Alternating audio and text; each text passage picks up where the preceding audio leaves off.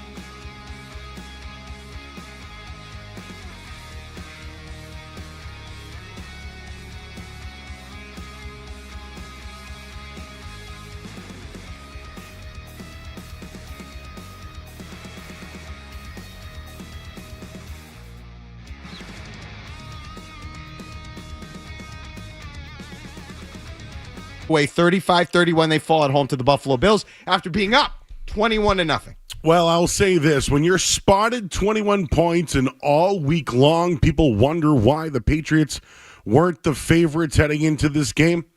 This is why. The Patriots spotted them 21 points. Gave them 21. They were up 24-7 at halftime. They got the football and scored coming out of the break, and the Patriots offense fell apart, and their defense, by the way, was absolutely horrible in the red zone today. Their special teams gave up runs of 58 and 40 on returns.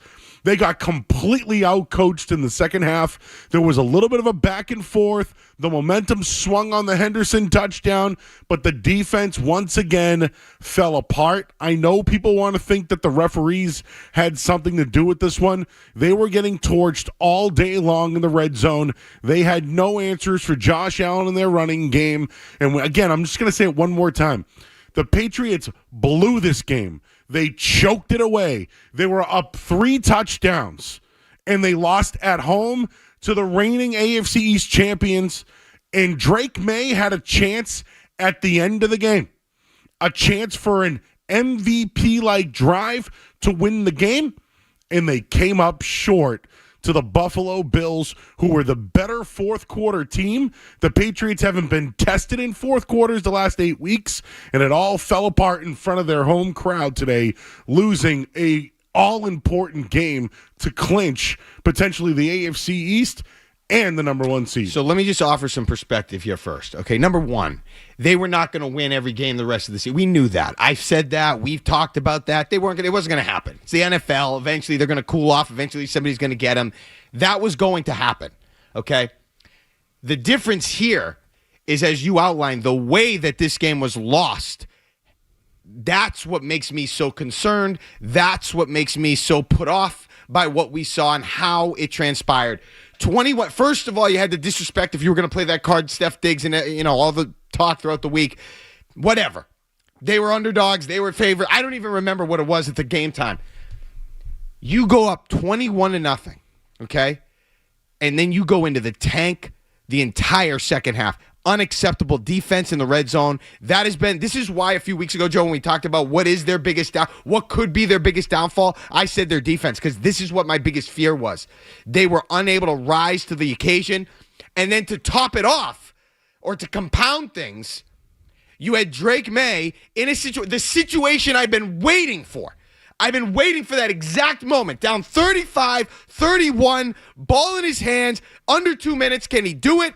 He couldn't do it. Now, does that mean he's never going to be able to do it? Of course not. That doesn't mean he's a joker. They didn't get it done today.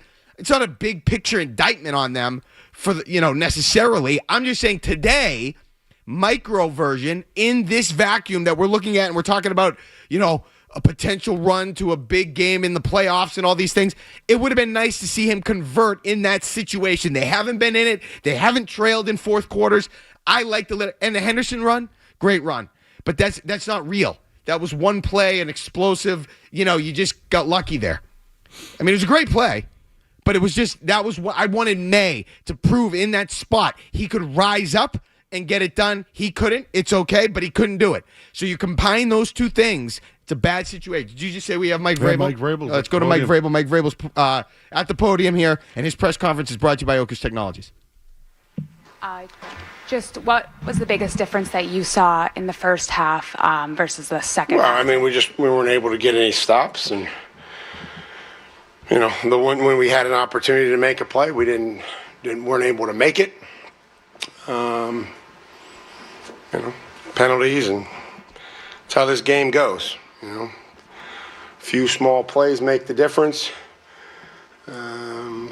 We were very prepared for this team. We were going to need 60 minutes to beat this team. This is a good football team, and we had a lot of good football in there, and we had some, a lot of plays that, a few plays that we'd like to have back that we'll have to learn from them.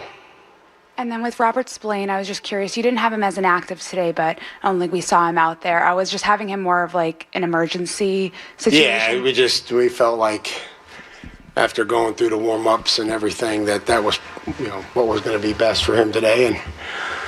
And we need everybody, certainly Robert, and we'll have to try to get as healthy as we can, as quickly as we can. Mike, you talk often about complimentary football. How much did the return maybe by Davis to start the second half, 58 yards, and some of the issues that you had with the... Well, that was been a strength of ours, and, we knew going in that it would be a good test and a great challenge. And so, again, just, they're too good to give them short fields, and field position in games like this is critical. Making them be able to drive it and somehow along the way get a stop, and so that wasn't the only play. That was certainly one that we need to get back, and again, that's been a strength of ours, and I'm confident that it'll be a strength of ours going forward. Mike, two critical pass interference calls obviously went against you guys that led to touchdowns, and the Carlton Davis one very late flag on that. Just wanted to get your reaction, what you thought about those calls. The same guy thought it was his penalty the same way. So, I mean, it's a judgment call. Whether I disagree with it or not, it doesn't matter. He called it, So that's how this thing goes.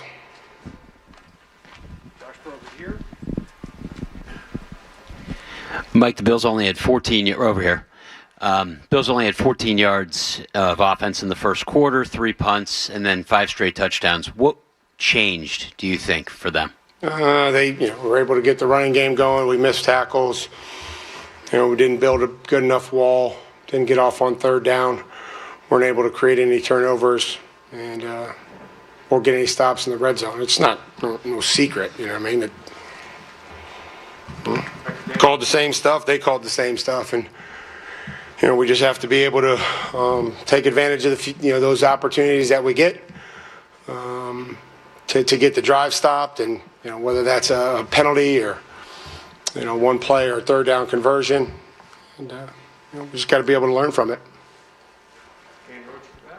Mike, is this an opportunity for your team to learn from this situation second half? Is that basically what you told them after? Sure, that's exactly what I told them. I said we have an opportunity to improve like we have when we won, the same as today when we lost and came up short. But there's a lot of good stuff in there that I'm proud of, and that we'll be able to use as a positive. And there's a lot of stuff that we have to correct and make sure that we fix, and we'll do that tomorrow and try to get as healthy as we can and put a plan together for Baltimore. Mike, it's 2 straight weeks now where a lot of the offensive productions come in the first half. Any trends you're seeing in the second half from the offense? For me today, I don't know if I'd be able to answer that. I thought, with the limited opportunities that they had, today we hit a bunch of big plays. So again, the drive that we needed our offense to get, I was confident, and I thought for sure that we'd take that football and go down and score a touchdown. And we just weren't able to. That's why I went for it. Mike, I know they're obviously leading the league in rushing. Specifically, when you guys were in base defense, what did you see there in the second half that wasn't working the way you wanted?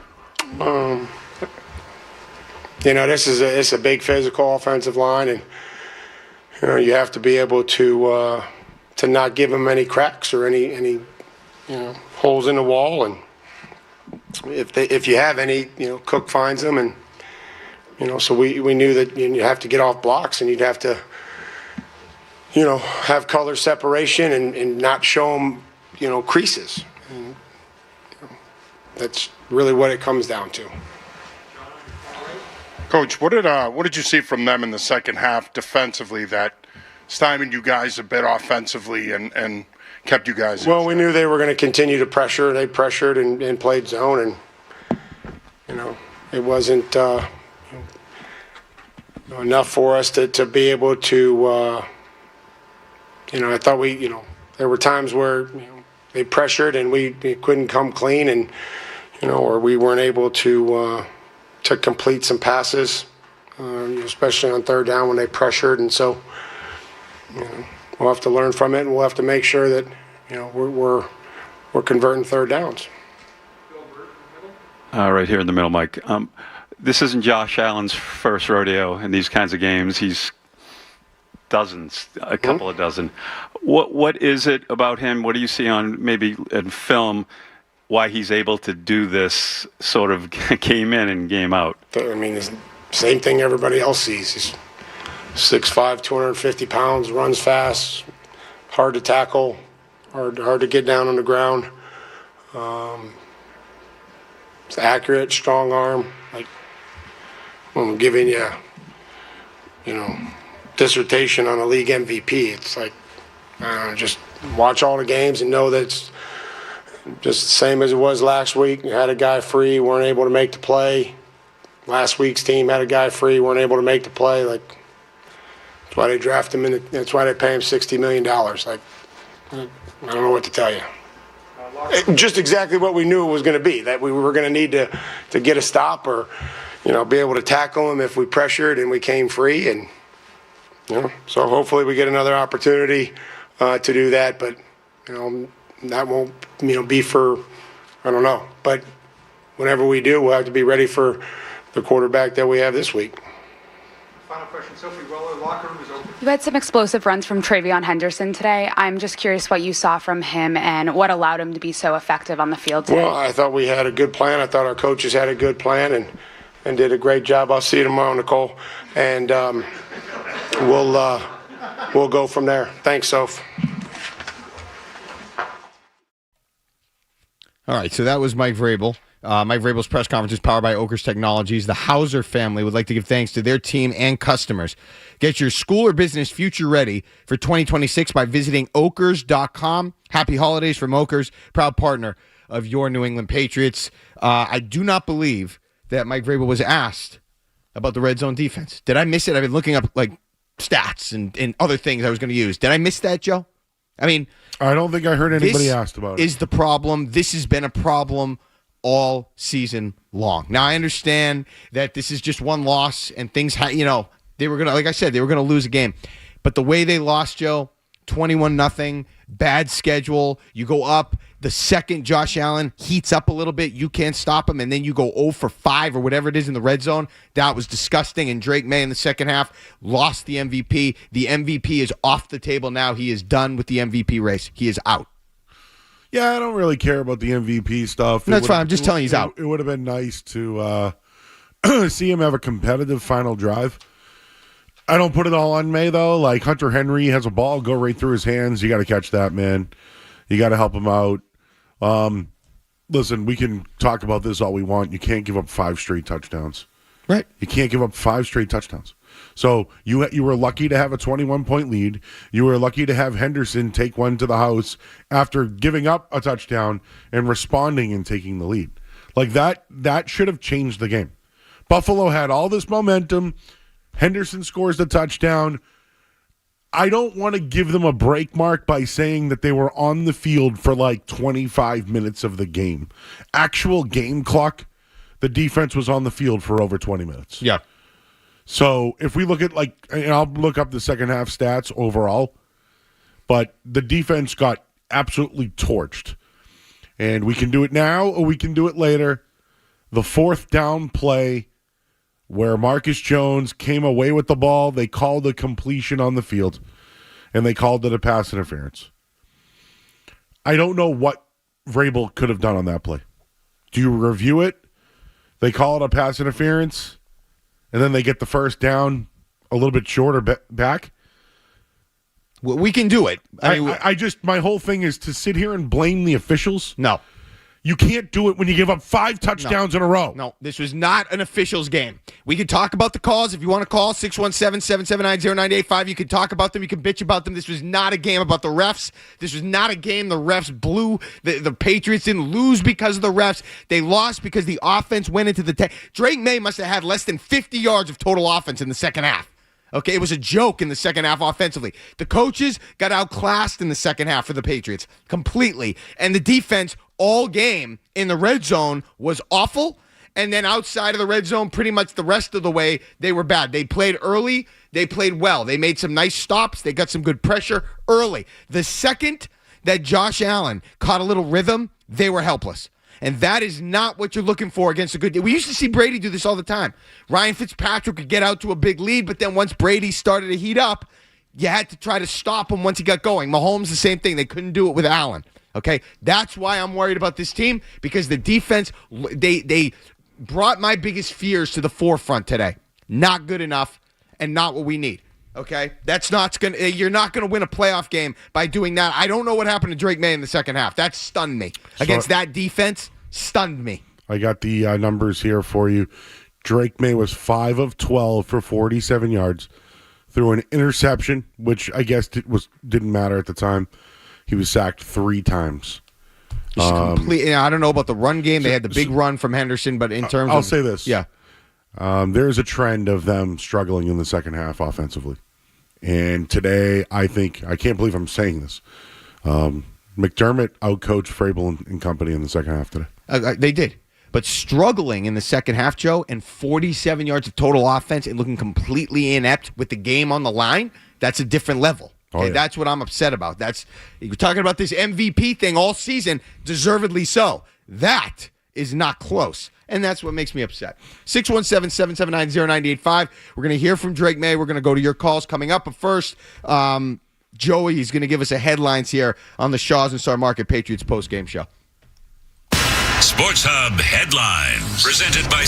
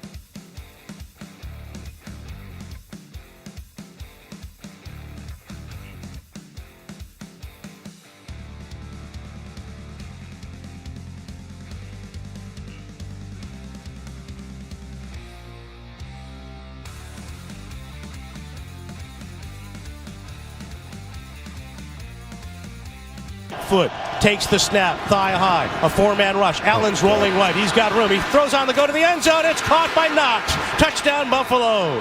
Josh Allen. Unicorn. Sliding right, on the roll, throwing a dart, another tight end. Touchdown for Buffalo. Get your note card out. And the Bills have taken the lead. You want to cover the tight ends in this game. That's going to be critical. And you want to be able to pressure Allen on third down. And when you don't do either, you're going to have dire consequences.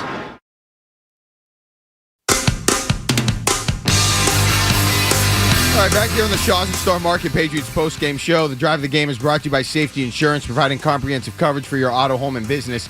Ask your independent agent about safety. We'll help you manage life's storms.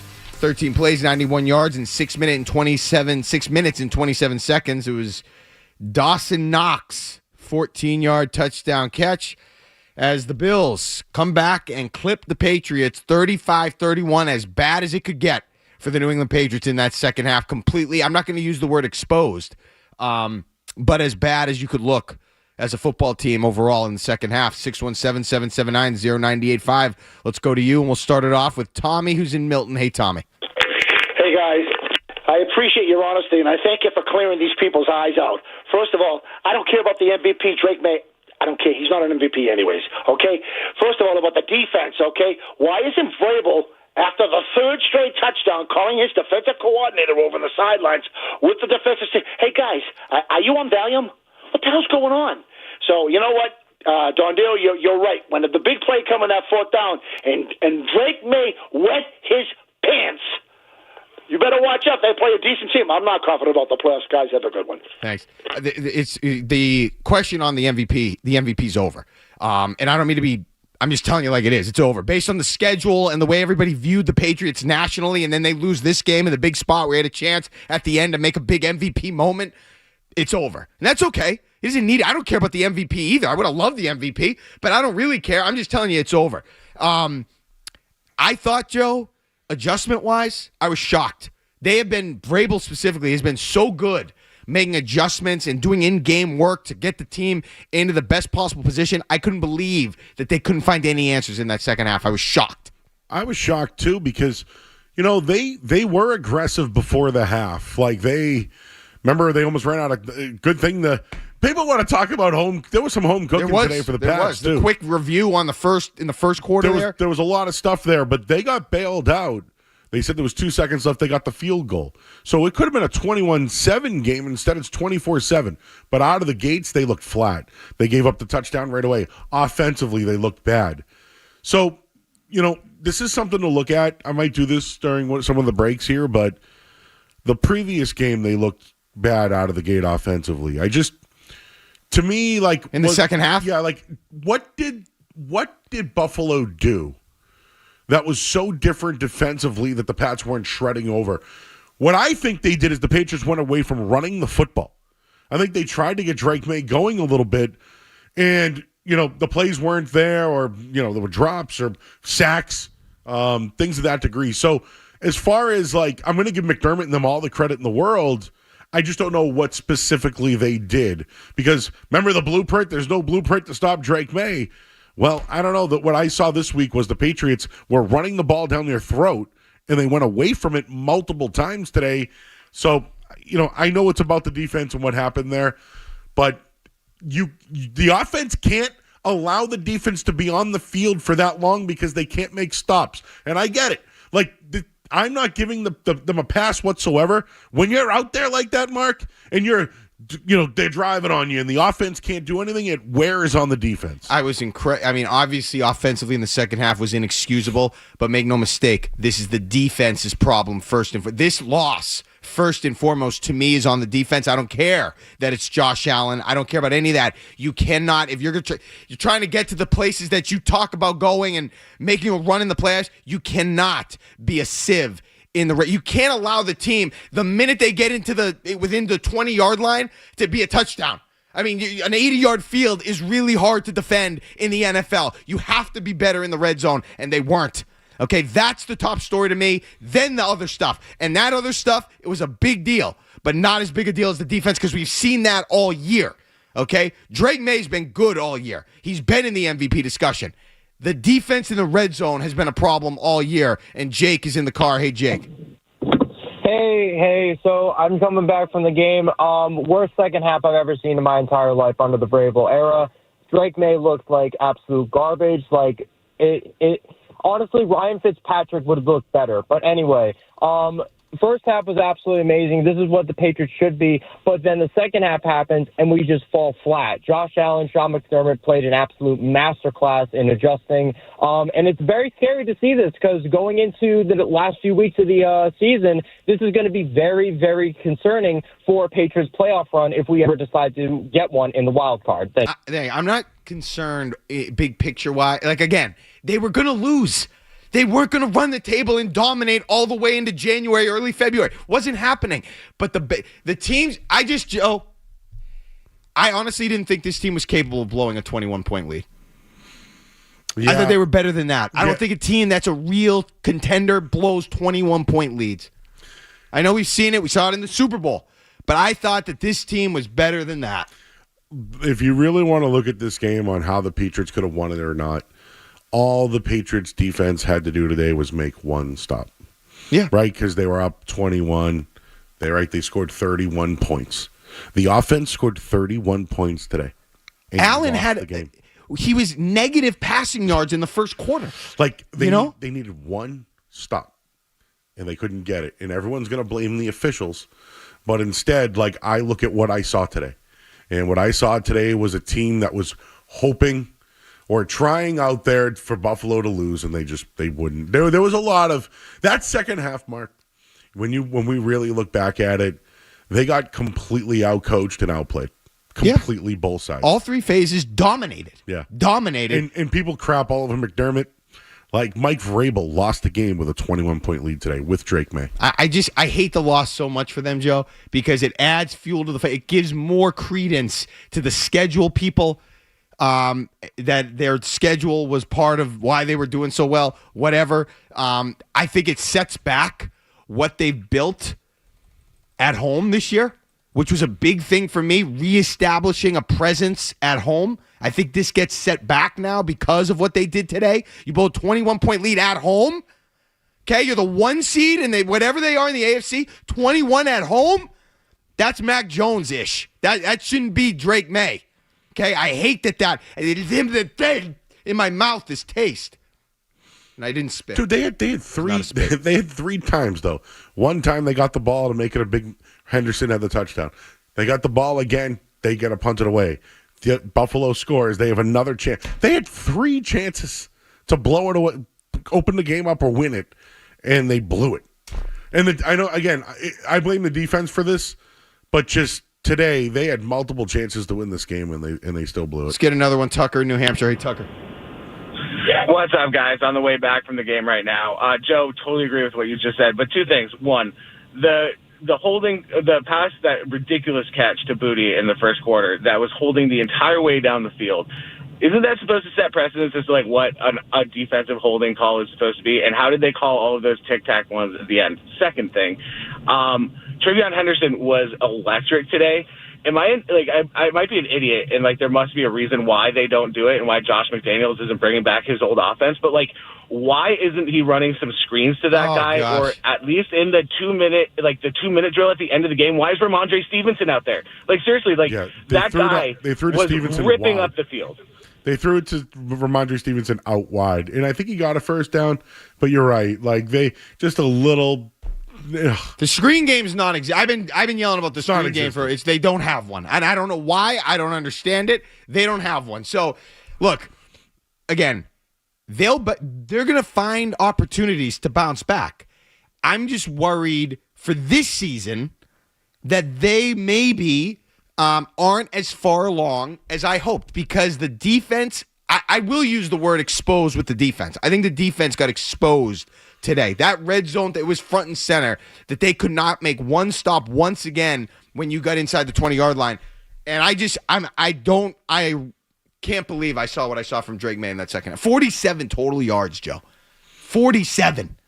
Not good enough. All right. We're going to hear from Drake Maye when we get back here on the other side of the break. More your calls and more from us here on the Shaw's and Star Market Patriots postgame show on the Safety Insurance 98.5 The Sports Hub, Patriots Radio Network.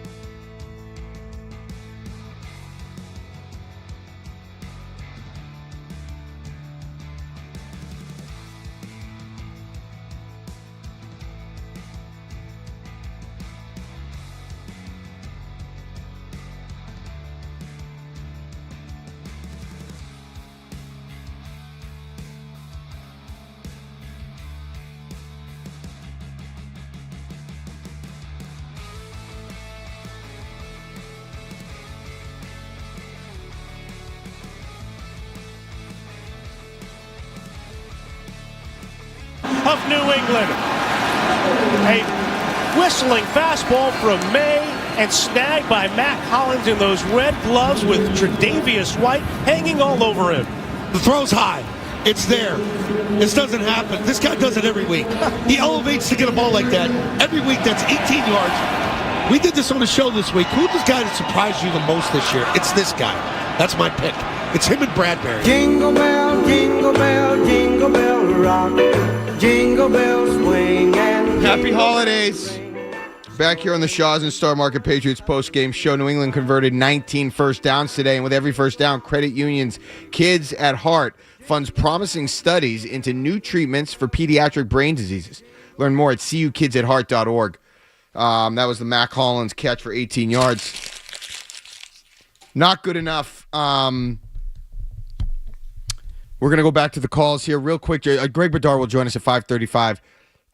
Let's get back to the calls if you're all right with that. Do you have something you want to add right now, Joe, or you want to get back to the calls? You know what? I'd rather hear from the people because just to throw it out there, like they how'd you all feel at 21-0? Did you feel like they were great off the bye? I felt great. Like the scripted plays. Defense was humming. They were sacking Josh Allen. Drake Maye rushed for 2 touchdowns. It was great. They made Josh Allen look bad in the first half. They really did. What changed? The lanes, they were clogging up the rushing. He wasn't rushing, wasn't throwing. They looked completely outclassed. The Bills did. It was unbelievable. Mike is in Somerset. Hey, Mike. Hey guys, Mark. First of all, I love your visceral reaction. Please don't ever change. It's so entertaining. Milton Williams is really the key to this thing. He better come back soon. I don't know when, but he's the one that will stuff the run. I think he would have made a huge difference today. I mean, he certainly did in the game in Buffalo. And did I hear it right? I didn't watch the entire game, but did Spillane not play at all today, or just a little bit of action? He didn't play a snap, and they dressed him. Which again, I know he's a leader. I know that they put him out there, but if he's not right, make him inactive. You could have used another pass rusher today or a body. Yeah. And what my whole thing is he didn't play. Yeah. Like if he went out there and played a couple of snaps, I get it. And I'm not saying like a guy like Swinson or somebody else could have been better, but they were gassed. They had no one else to go to. It was more about the makeup, though, for me, Joe. I mean, this is not a game that a top seed, a team looking to go places this year, should ever lose at home. I don't care who the other quarterback is. 21-0. You should not lose. And I'll tell you this. Okay, I'm going to tell you this right now, and I don't need to tell you this because you know it. I think after what happened last week and now this week, Buffalo is the clear favorite in the AFC. They are dangerous now. They feel like they can't lose now because they snatched victories out of the jaws of defeat last week against the Bengals. Improbable win. Now they come back from 21-0 on the road against the top team in the division in the conference at their place. They are feeling themselves at the right time. They are going to be the hardest team to beat now. That's my prediction going forward in the AFC. Well, now that Michael Jordan is out of the playoffs, yeah, who's left? Right? Lamar Jackson's hanging around, but could be out. They were a dead team they played today, the Bengals. Joe Burrow's out. Yeah. Patrick Mahomes is out. In that AFC, who's the best quarterback remaining? It's Josh Allen. Yeah. It's his time. And I obviously the Milton Williams thing was a factor. I know that. But again, makeup of this team on this day. I don't care if Milton Williams is there or not. Don't lose a 21-0 lead at home. Inexcusable, can happen. Casey is in Rhode Island. Hey, Casey. Hey, you got me online? Gotcha. Beautiful. I thought today was a great gut check game. Obviously, we hated to see the outcome. You never want to see somebody lose, as my friend said. But at the same time, it's what the team needed. We've gone through the season. We kind of walked through everything. And it was actually fantastic to see that it crumbled in the end. And hopefully the team can build, and that leads to a better playoff run. I think Zoe mentioned it at the end of the broadcast, where if you had beaten the Bills again and you faced them in the playoffs, beating them a third time is a miserable ask. And I agree with that. But again, did you watch the game last week between the Bears and the Packers? Did you catch any of that game, Joe? I did, yeah. That's the type of loss that I would have been completely okay with, even at home. Okay? That game last night between Chicago and Green Bay, two good teams going back and forth. It came down to the end. The quarterback on the Bears couldn't make one more play. The quarterback on the Packers made one more play, but you could tell it was two good teams, two well-prepared teams. That nobody was outclassed. It was just a good game, and the Bears couldn't get it done. Their quarterback couldn't quite get over the hump. Okay, that's not what happened today. You had Drake Maye in a position to finally show what he could do in the fourth quarter when trailing. Couldn't get it done. Didn't even come close. You had the Patriots trying to come back in the fourth quarter as a team. They couldn't make any stops in the red zone. They couldn't play complementary football. The one time the offense did get a chance to do something after the defense did something, they did nothing. So it was just a lot of blown opportunities there in the second half, Joe. Yep. Do I think they can bounce back from this? Yes. Do I think the season's over? No, I don't feel. No. I don't feel any of that. But I do feel though that this team hasn't been tested in the fourth quarter, and well, today it showed. Yeah, and I know I don't want to just keep pounding the dead horse here. The home thing really disappointed. Like I really wanted them to reestablish something at home. Were they 5-3 now at home? Yeah, and it just dates back. Before Drake Maye, last year, all the way back. Bad. They need to reestablish that home field, and today set them back so much in that regard. Let's get in one more here. Derek is in. Hey, Kev, can you pull up Derek in New Hampshire? I'm locked up here. The screen's locked up. Thanks. Hey, Derek. Hey, guys. How we doing? What's up? So real quick while I'm thinking about it, the special teams not being able to cover that kick return completely screwed up that momentum in the beginning of the second half. Which one? In the first half. Which one? There was, they gave up over 30 yards on a kick return 3 times today. They It was had about 4 every bad single ones. time. But coming out of the third, they came out, and what did they get? It's almost midfield. That's right. And that's where it started. And then someone stole my thunder when it came to Milton Williams. Completely missing him, I thought, on the run defense today, especially in the second half. Yeah, and it wasn't just today. He's missing him has been a factor for their run defense for a long time. But again, they were struggling in the red zone with Milton Williams. It's just they've got to get that fixed, and they haven't done it yet. And that when you're talking about the playoffs, Joe, and what could turn a game, a playoff game, when points are at a premium and defenses always get better in that type of the weather's tough, the way it's cold, you can't have that type of weakness, the glaring weakness. Do you know what I thought too? When you have a lead like that, don't you want to eat the clock and control the game Slow the and game not down. let the other team? Yeah. Buffalo did that. Like Buffalo, when they got the ball out of the half, they're down 17. They're in that locker room saying, all right, let's get one on the board. Let's play good defense. They've been doing this. Let's do it.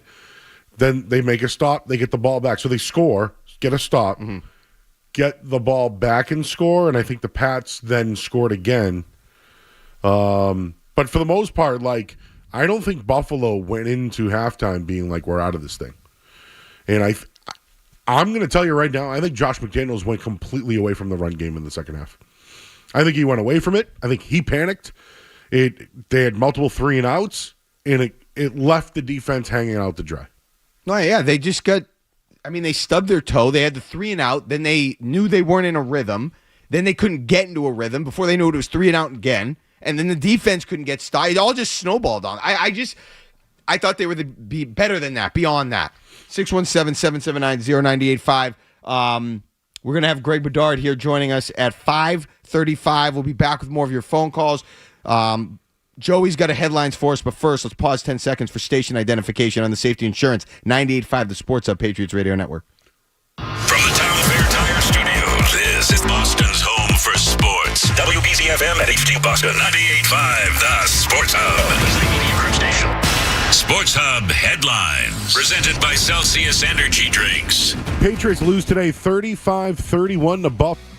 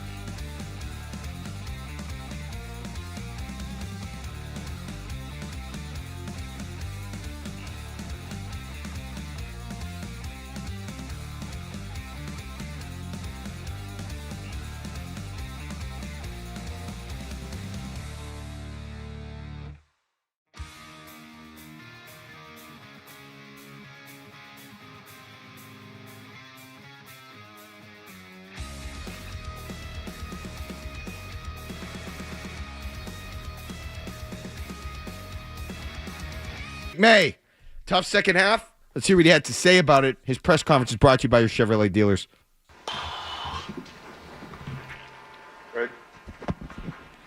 Drake got off to the 24-7 lead. What sort of changed in the second half offensively that sort of bogged you guys down? Yeah, came out of the second half and just got to make a play, pick up the first down. I think that's the biggest thing. There's some throws over which I had back, but at the end of the day, got to keep the foot on the pedal and keep it going and kind of don't let them dictate. And starts with me and starts with what else we kind of felt like during the week that we had a chance this was going to happen, and just got to keep our foot on the pedal. And happened in the first game. They came back. So just got to make a play and do my part when we had the ball and a chance to win the game to go win the game. Hi, Drake. Just curious, one of the shining points of today was Travion Henderson and his big runs. I'm just curious what you saw from him in those moments, and also if you could take us through what was going through your mind as you were kind of the lead blocker on that second one, it looked like. Yeah, I think just get him in space. He's tough to tackle. He's got good vision. He's fast. He can make one cut and he's gone. And he probably would have outran him if I wasn't down there. So he's a great player for us, and we just got to continue to make more plays to come up with a W. Drake, you spoke this week about the importance of taking care of business with the opportunity because of the division on the line. How do you sort of stomach the missed opportunity and move on from here? Yeah, just don't let it beat you twice. Move on to the next week and learn from it, and take what we can, and know that we got some football ahead of us that is important, still very important, and don't just hang our hat and keep your head up and know that we had a chance and we're there. Just they made more plays and credit to them.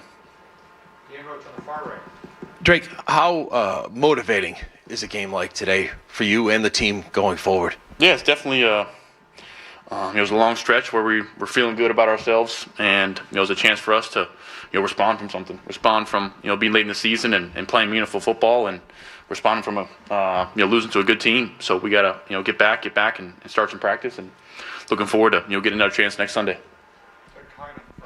Drake, it's been 2 straight games where you guys have had most of your offensive production in the first half. Any common trend you see between the last 2 games? We just got to be better when we're up. It starts with me making some throws, and then from there, just like Coach says, no naps, so just not relaxing. And I didn't feel like we relaxed, just didn't make really enough plays, and credit to them. And I think it's one of the things that we're emphasizing during the week, and got to do a better job. Coach Stearns in the middle of the back. Drake, how quickly do you put something like this behind you? I mean, considering you guys are obviously disappointed, you had a major opportunity in front of you, and you were leading in this game. So how quickly do you personally put this behind you? Yeah, I think you come back tomorrow, and once you watch the tape and hang out with your teammates and talk about it, you flush it after tomorrow and get back on Tuesday for a new week and another tough opponent. So we gotta flush it and know that this is what the NFL is. It's any given week, and it's on to the next. We in the media get all caught up in the 2 quarterbacks. Obviously, the fans do, talk shows do. When this game is going on and you see him scoring 5 straight touchdowns, what's the word there? Can you appreciate that? Do you notice it? Or are you just wrapped up in your own game? Yeah, I'm worried about our guys. Worried about trying to go match it and trying to go answer. And we answered once, but failed to do it. The next 2 times. So had a chance with the defense got us the ball back, and that's what you got thrive for. We made it happen last time and didn't make it happen today. Drake, especially in the first half, we obviously were beating the Bills with your feet. How many of those were designed runs for you, or were they just sort of what was happening with the defense and you took off? Just seeing the defense and trying to use my legs when I can. Trying to add an extra element in the red zone to keep gain an extra hat, and then from there just make a play and try to get in the end zone. Drake, to your right, Coach Vrabel mentioned the role of pressure, figuring in the second half that he knew Buffalo would continue to pressure. It looked like they showed that on the final 4th down and backed out with kind of a cover 1 look. What did you see from the start of the snap to the end of the play? They dropped some guys underneath and played man, so got to find a way to make a play and give somebody a chance. Can't not give somebody a chance to go make a play, and just didn't make it. Drake, from a leadership standpoint, how much of a role are you going to play now in terms of helping the team move forward and get ready for Baltimore and put this one behind you? Yeah, it's huge. It's huge for me to get the guys going, back in practice. Let them know that this was what it's about. Bouncing back and responding, and we still had a lot of football ahead of us, and we gotta appreciate that and don't take that for granted and learn from it. But like I said, got a big one next Sunday night, and we're on the road again, so it's gonna be a tough one. I know they're a good football team. Thank you, Drake. Thank you guys. All right, Drake Maye's press conference is brought to you by your New England Chevy dealers and the Chevy Silverado, where dependability comes standard. You could say all those things, all the cliches, any given Sunday, if there's the NFL. That's true. But not every week in the NFL does a team that's leading the conference playing at home blow a 21-0 lead. Okay, that's not an every week, every day occurrence that you're supposed to have happen if you're that good. Okay, so there are a lot of things that have to go wrong, Joe, for the MVP or one of the guys favored to win the MVP to be a part of a blown 21-0 lead at home. A lot of things have to go wrong, and that's what's concerning to me. Defense first and foremost, because that's been the consistent issue all year, but you really had to mess it up to get that accomplished today, blowing a 21-0 lead at home, especially with how Josh Allen started this game and how well you were playing defensively, offense, everything to start this game. There's no way the game should have turned the way it did. And, I'll say this. I've watched a lot of Buffalo football games. They played the Texans a couple of weeks ago, had a turnover, Josh Allen late in the game. Last week, they had a turnover by James Cooks on the goal line. And then the game before that, he also fumbled in a win. So they've had 3 consecutive weeks, Buffalo, of turning the ball over in the fourth quarter. Well, the Patriots have 14 takeaways this year and could not get a turnover or a takeaway. Now, this is where the Marcus Jones play comes in. My whole thing is you take that stuff out of it. They still couldn't do anything offensively. They didn't know if they wanted to throw the ball, run the ball. Some of the guys that Drake Maye has relied on, Hunter Henry missed a nice catch on a third down. Stephon Diggs was invisible somewhat in the third and fourth quarter. And really, if you want to look back, because this is now the second time I heard Doug Kyed ask that question, is it now a trend regarding second halves? The Patriots are a great first half team. But I think if we look at their body of work, they've dominated defensively on third quarters. Today, they lost the third quarter 14-0. Mm-hmm. And if you want to just leave it there, they're a team that I guess if they win the third quarter, generally they win the game. The whole ref thing, okay? 21-0 isn't a ref game.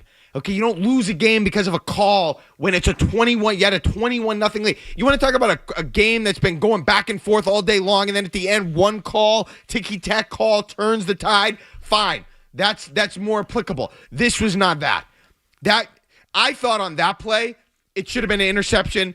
I understand when you don't look for the ball, you are begging the ref to throw that flag. And Marcus Jones did not turn his head for the ball. Now, was there enough contact initiated where they should have thrown the flag? We could debate that all night. I didn't think the receiver ever had the ball. So I don't know why they caught that. They called it a catch. But I thought it was a no-call interception. Or I shouldn't even say I thought it was an interception. Maybe the pass interference, I'd have to go back and look at the hand fighting because he wasn't looking for the ball. If you don't look for the ball, you're probably getting the call. Well, the way I'll leave it is this. I don't know what the hell happened. I don't know what the refs were thinking. I don't know if even Mike Vrabel could have reviewed it. I actually have no clue. This is why we'll bring in Greg Bedard in a little bit. Yeah. But if they called pass interference and they called it a catch, could Mike Vrabel have reviewed that it was a catch? And then if it wasn't, do they still get the first down? That was a fourth down. It was a fourth down play. So I don't know because they declined the penalty. So does the review happen after the decline? So if you decline the penalty, then the catch happens. But then can you review it? There was you know what? Seriously though, I think this is why the fans are upset. That was a fourth down play. Yeah. You get that stop, you still have lead. I really don't know. I think, did it hinder the momentum for the Patriots and maybe even getting a stop potentially there? But I agree with you, Mark. We watched the game. I just don't feel as though the referees impacted this. Not when you go into the tank on all 3 phases in the second half. I cannot put it on the refs. Yeah. Now the Coleman one, there was a grab. Do I think it was interference? No. But when the official sees a grab, what's he going to do? Right. So I would love to sit here and tell you it's smelly and they got hosed. You can't give up 5 straight touchdowns. Right. You can't blow a 21-point lead at home. They didn't. You can't. Vrabel, he came up short in that second half. He'd been so good in game. Sort of the opposite. We've seen the slow starts on the defense on the opening drive. Their opening drive today was awesome. They had the short field, and they get them off the field. It just cannot get to that. Does Josh Allen get credit, though? Yeah. Because I want to credit him. He threw a ball on a third down on the run that was a bullet to, I think it was a tight end or whoever it was. Josh Allen was incredible in the fourth quarter. Absolutely incredible. And I want to at least acknowledge the fact that that guy can do that. The Patriots were bad in the second half, but you lost to a great quarterback today, and you had no answers. The coaching staff had no answers. They couldn't have any playmaking ability plays, none of that. Yeah. I want to tip my cap because Buffalo has been in this situation for weeks, and this is where the schedule talk comes in. The Patriots have been front runners. Let's call it what it is. Okay. But yes, you give him credit because even if it wasn't the most dynamic play of Josh Allen's career that you saw today, Joe, he built up all of this. Hey, we've got Josh. We've got a chance. That team believes because of the quarterback. Okay, this is what I've talked about for years with Jason Tatum. And that's what Drake May's going to have to develop. Do you believe within because you've got that guy back there? And that team does not stop. And, of course, Allen doesn't stop. Ashley is on the phone. Hey, Ashley. Hey guys. I just wanted to talk about.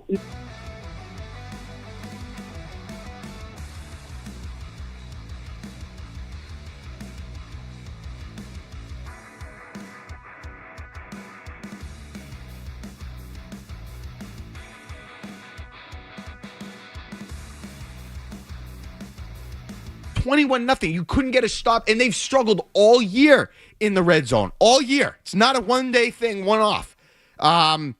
Nick in Plymouth. Hey, Nick. Hey, guys.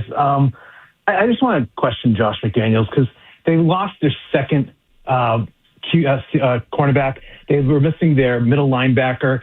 They threw to Hollins much more, and I think he had the same number of targets as Henry, Booty, and Diggs combined. Why wasn't he attacking whatever second or third player options they had on the defense? I just feel like Josh doesn't go after their weaknesses enough. What do you think of Josh McDaniels not targeting the weakness of the Bills today, Joe? Yeah, I thought Josh McDaniels got completely outcoached in the second half. Completely outcoached. They were running the football so well. Actually, I want to look that up as we're talking here. The Patriots today, as far as running the football, they rushed for 246 yards. And they didn't in the second half. Mark. I just think they got locked up. They just got locked up at not running the football. Yeah, well, they just got locked up because of their own doing, where they just got caught up in the game that the Bills were playing, thought they had to match them, pass for pass or whatever, and they tried, and they were off the field so fast. I don't know if they knew what hit them. So Josh Allen threw 28 times, threw 3 touchdowns. Buffalo ran 37 times and had 168 yards. Drake Maye threw 23 times, no touchdown passes and an interception, and 25 carries for 246 yards, and they went away from the run.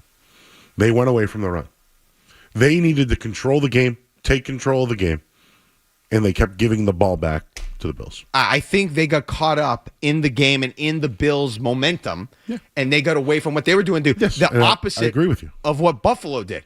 Because Correct. when Buffalo was down and they're comfortable playing from behind, they didn't panic. They kept Cook involved. They didn't speed themselves up. They didn't get locked into their own head or whatever you want to call it. They continued to play their game with clarity.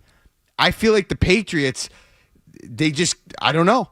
I mean, they just tried to keep pace with the Bills when it wasn't necessary. They could have continued to run the ball. They could have continued to play their own game and use some of the. They didn't need to get so intoxicated by the Bills' production. You know Josh Allen's going to make some plays.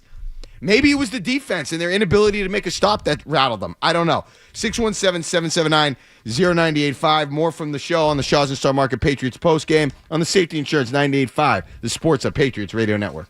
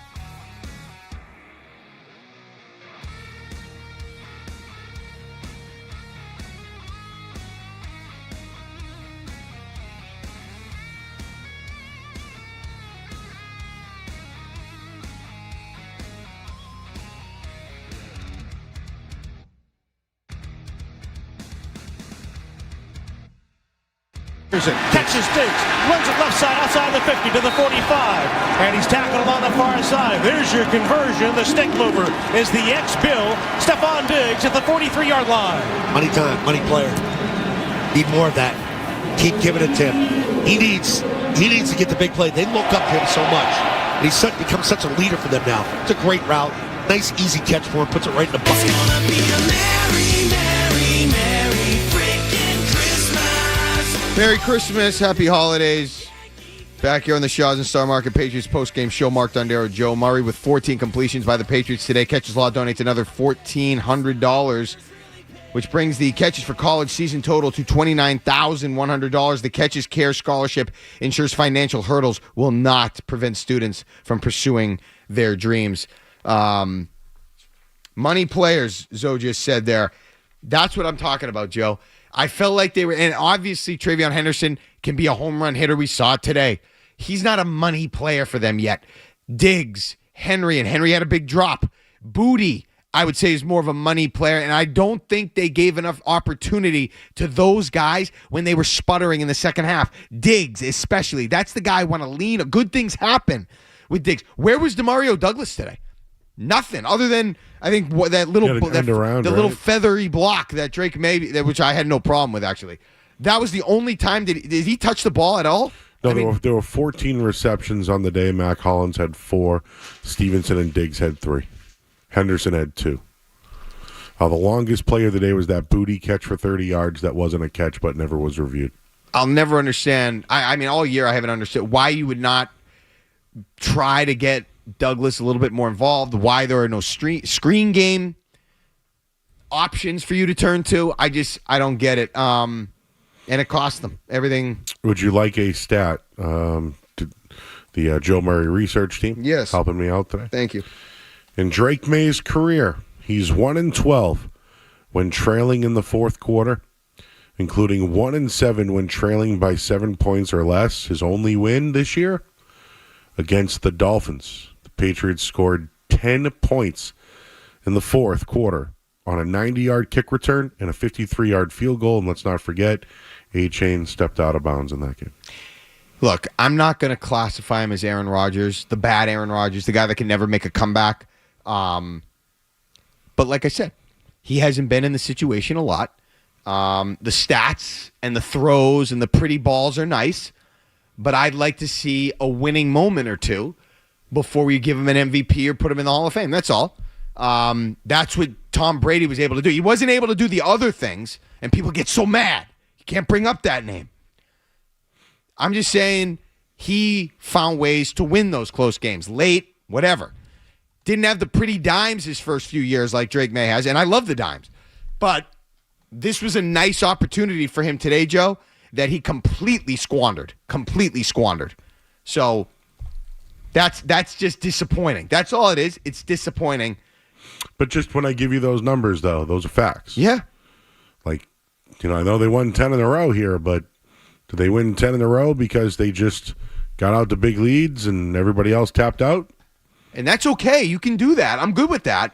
But today they had a fourth quarter lead and lost. As we know, being from this area, you can't just win that way. You cannot win that way. You have to find ways to win tight, close games that are going back and forth. And Buffalo's been doing it. They've been doing it for a long time, for years. They've been doing that, and they haven't done it yet with Drake Maye. That's all. And it was a good opportunity to establish a presence in that type of situation, and he did not do it. Dan is in the car. Hey, Dan. Yeah, hey, I mean, sometimes you got to give credit when credit is due. McDermott's been taking a lot of heat. That whole coaching staff has been on the semi-hot seat. But I got to tell you, he and his staff made some amazing halftime adjustments. As bad as they were on both offense and defense, they made significant adjustments, and they were that good on offense and defense. That changed the game. Patriots staff couldn't adjust. They couldn't adjust to it. But we got to give McDermott and that staff a little bit of credit for what went down today. You giving Sean McDermott some credit, Joe? Absolutely. Yeah, they outcoached Mike Vrabel. And yes, Joe Brady. There were some things that Josh Allen was doing second half. We were watching the game together. Remember some of the fakes to the right, standing upright, looking left. He threw sidearm. He threw tight ends. How on a third down is the tight end wide open in the middle of the field? So he got unbelievable protection. There was no pass rush. He did, and they lost one of their linemen during the game as well. I just don't know if the Patriots, they played something different in the first half that they went away from in the second half. Or McDermott made adjustments. Gibbons played a lot. I actually thought he played pretty well, but gave up a catch in the red zone. Mapu. You know what I was going to mention? We talked about this off the air, too. The Patriots responded every time the Bills scored. But one of them was a Kyle Williams kick return to the, 40? Called back on a Mapu. There was another play. Like, everything that happened today, penalty on the play. They almost, like, beat themselves in a way today. But I give a lot of credit to what the Buffalo Bills did today. They never gave up in the game. And in the end, they made the stops on Drake Maye. It almost felt like the Patriots had heard the noise about they hadn't played anyone, and this was the big test, and Allen coming off the win last week, and as soon as he started to cook a little, they couldn't handle it. It's what it felt like, a little bit of that to me, where they were waiting for it, they were trying to be so perfect, they got to show the world that they are not a team that can only beat the basement dwellers and all that, and they had it, and it was going well, and then as soon as it wasn't going as well, they didn't know how to handle it, and that's something I don't know, but you don't blow a 21-point lead. I'll just say this: when I gave you that stat on Drake Maye, you said he hasn't been in that situation a lot. I don't know, man. 8 close games. Not this year. He's 1-7 in those games, but not this year though. But this year he's 1 win in those. I get it. Well, they've only been in the spot once. Though he found it this year. He's a different quarterback this year. Those games were when he wasn't an MVP. Now he's an MVP. All right, let's get one more. But he has 1 win this year in the spot. But they haven't put themselves in that spot, though. It's not like he keeps losing. They just, all those other losses was before he arrived. Now he's arrived. I wanted him to look more like it. Just stating facts. I know. And it's applicable. Believe me. Brendan in New Hampshire. Hey, Brendan. Hey, fellas. We were at the game tonight. Tough loss for the Pats, but if they were going to lose one, they were up 21-0, but today was the day. We're not going to lose to Baltimore. We're not going to lose to Miami. Tough one. Diggs needs to get more involved at the end of the day. That's the key. Diggs is the man. He had 3 catches for, 20 yards. Diggs is the key to this offense. We need Diggs to get involved. Maye needs to get the ball to Diggs, and that's all I got, fellas. They need to get – he's right. Diggs was not involved enough. And, look, in terms of – if you're talking about a bigger picture view, it's still the same thing, Joe. They need to win a playoff game. I said that before this game. If they won this game, they still would have had this. They still would have needed to win a playoff game, I think, to really put the cherry on top of this season. Okay? So it's not all bad. It was just really bad today, and the 21-point lead and all the things they did wrong on all 3 phases of the game in that second half. We're going to talk to Greg Bedard when we get back, but first, let's get a headlines from Joey here on the Shaw's and Star Market Patriots postgame show. Sports Hub headlines presented by Celsius Energy Drink.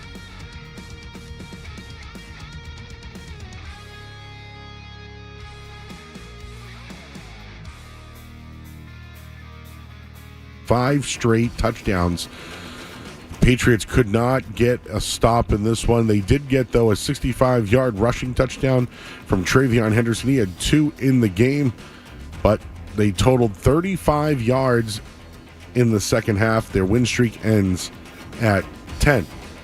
They'll take on Baltimore next week. Baltimore Ravens get the win today, 24-0 over the Bengals.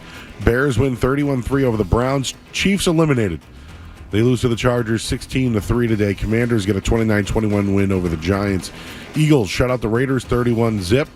Jaguars 48-20 over the Jets. Texans win 40-20 over the Cardinals. Taking a look at your 4 o'clock games. Packers just scored a touchdown. They're up 12-7 over the Broncos. Lions have a 17-14 lead over the Rams. Tie game between the Panthers and Saints at 7. And the 49ers have a 17-10 lead over the Titans. And the Colts, they're up 6-3 right now over the Seahawks. 3:44 left in the first half. Later tonight, Cowboys and Vikings. Monday Night Football features Dolphins and the Steelers. Headlines are brought to you by Valvoline Instant Oil Change. Enjoy quick and convenient vehicle maintenance this month. Visit NewEnglandOilChange.com. You'll save 50% off an extra oil change at Valvoline Instant Oil Change, the official oil change of busy people.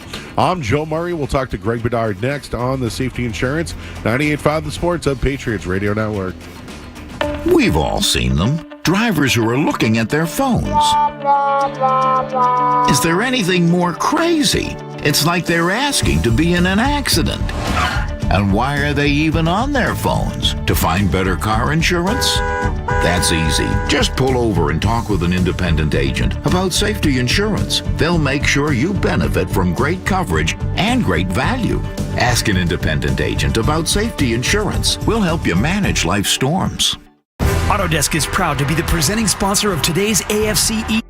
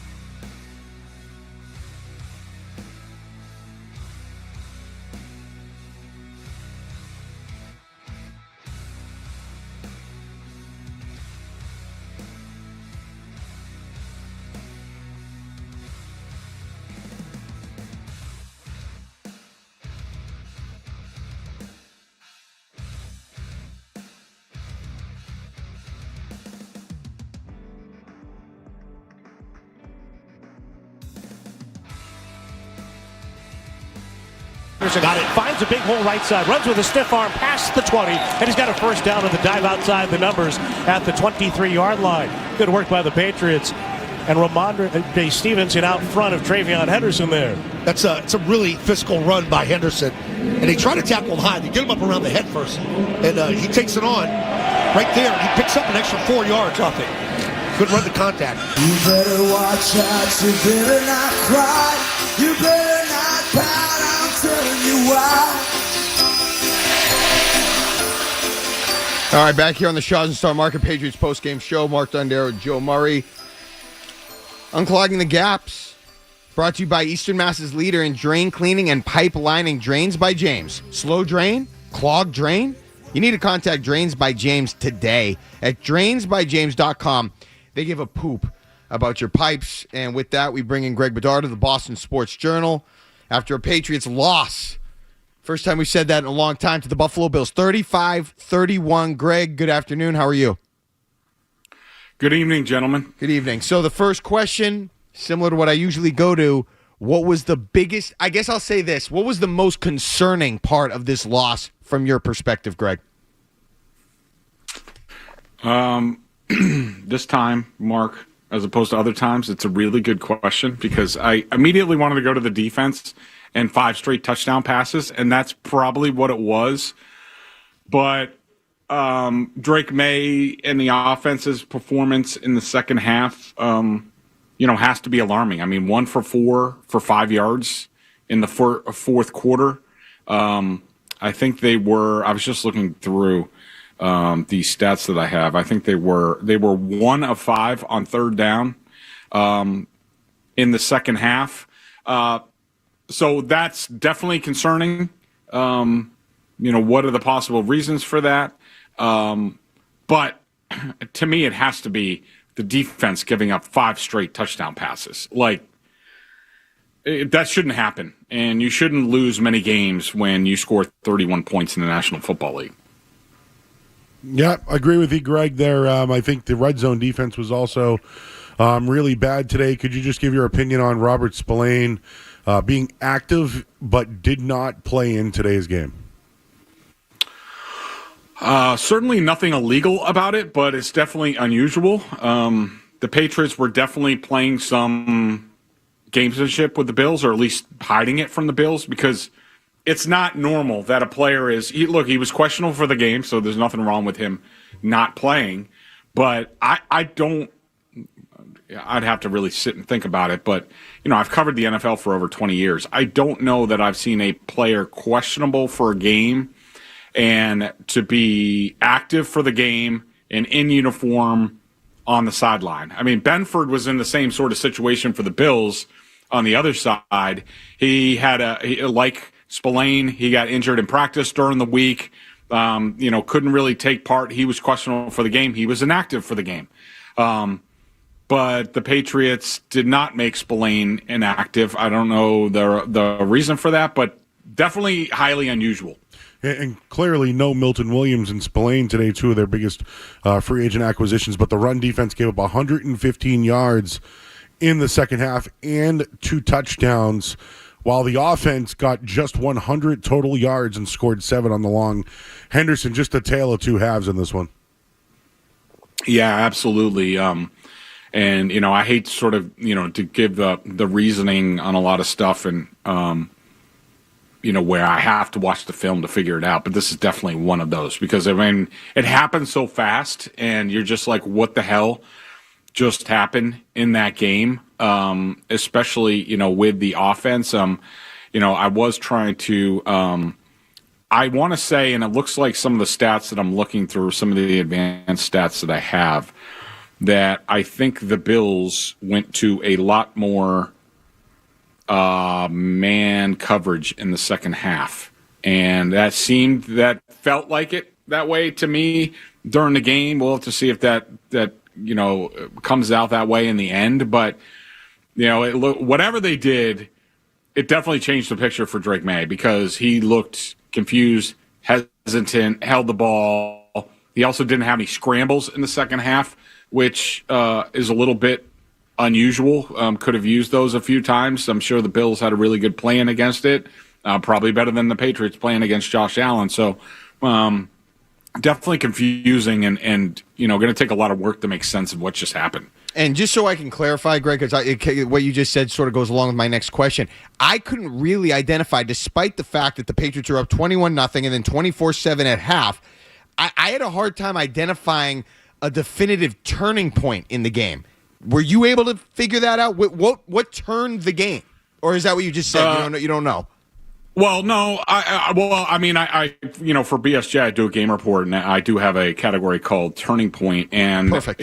I put the Carlton Davis, penalty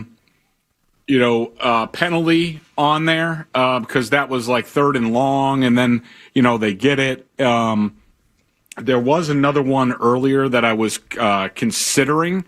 But, yeah, you're right. It's not one of those games where you're like, oh, Ramondre Stevenson fumbled, and that changed the game. It gave the Bills a short field, and, that changed the whole complexion of the game. This wasn't one of those games. It was just, they had the one turnover on a Drake Maye that was a punt that, I'm sure a lot of people, have issue with. But, I just thought it was strange. I think that's what you're getting at, and that there wasn't some sort of one cataclysmic event where you're like, oh, well, that's why it started to go the other way, like a pick six or something like that. It wasn't that. It was just the Patriots defense just kept getting run through up and down the field. Yeah, and I just felt as though the offense could do nothing. You keep putting the defense back out on the field. They were gassed. The defense was gassed. And I'll ask you this just because I don't want to eat up the rest of our time here, but the two calls that fans are complaining about, Greg, if you actually could believe it, I do not think the officials did anything wrong here, but I do want to get your thought on it. See, that's what I mean. I'm curious your thought. If it was a catch in pass interference and you review it, then it's still pass interference and a first down for the Bills on 4th down. So that's one play. The other play is on the Davis play you mentioned. He did grab. Now, do I think it was pass interference? No, but the official did see the grab. If you watch it on television, there was a grab on that play. Yeah, so you're talking about the first one was the Mac Hollins play with Tre'Davious White. I think that's what you're talking about. Yeah, they didn't call anything on that, and I agree with you. There was a lot of hand fighting there, but no, I'm talking about the Marcus Jones interception play. Oh, that was yeah, a fourth down. Was that a 4th down? It was fourth down. Wow. I thought it was an interception. They called it a catch on the field, also said it was pass interference. So if you review the play, it's still a first down because they would have got the pass interference. Yeah, that play is going to confuse me for a while because I didn't see, so they ruled it a catch, but I never saw Khalil Shakir possess the ball. Now, if Marcus Jones might have very well come down with it, but like that they threw the flag basically put Mike Vrabel in a position to do nothing because say he reviewed it and they say, well, interception, but they're going to say, well, there's defensive pass interference. The Carlton Davis one, I put it in this category where if they threw a flag, I don't have a big issue. If they let it go, I don't have a big issue. Yep. Like if they didn't throw the flag there and they got away with it, it's 4th and 7, whatever for Buffalo. I would have been like, well, I've seen that called before. You've seen that play go both ways countless times. This time it went against the Patriots, but the bottom line, and I agree with you, like it's the Patriots got some really bad breaks in this game. This was one game where the luck went against them, but they still had opportunities to get off the field. It's not like the pass interference was at the 1-yard line. And, there's a penalty on Buffalo. It's 3rd and goal from the 14, and they give up basically an easy touchdown, a 14-yard touchdown pass to Kincaid or Knox, one of the tight ends. So, yeah, you could complain about the calls, but the Patriots still had opportunities to get off the field. All right. We get back more from Greg Bedard of the Boston Sports Journal. Mark Joe on the Shaws and Star Market Patriots postgame show on the Safety Insurance 98.5 The Sports Hub Patriots Radio Network.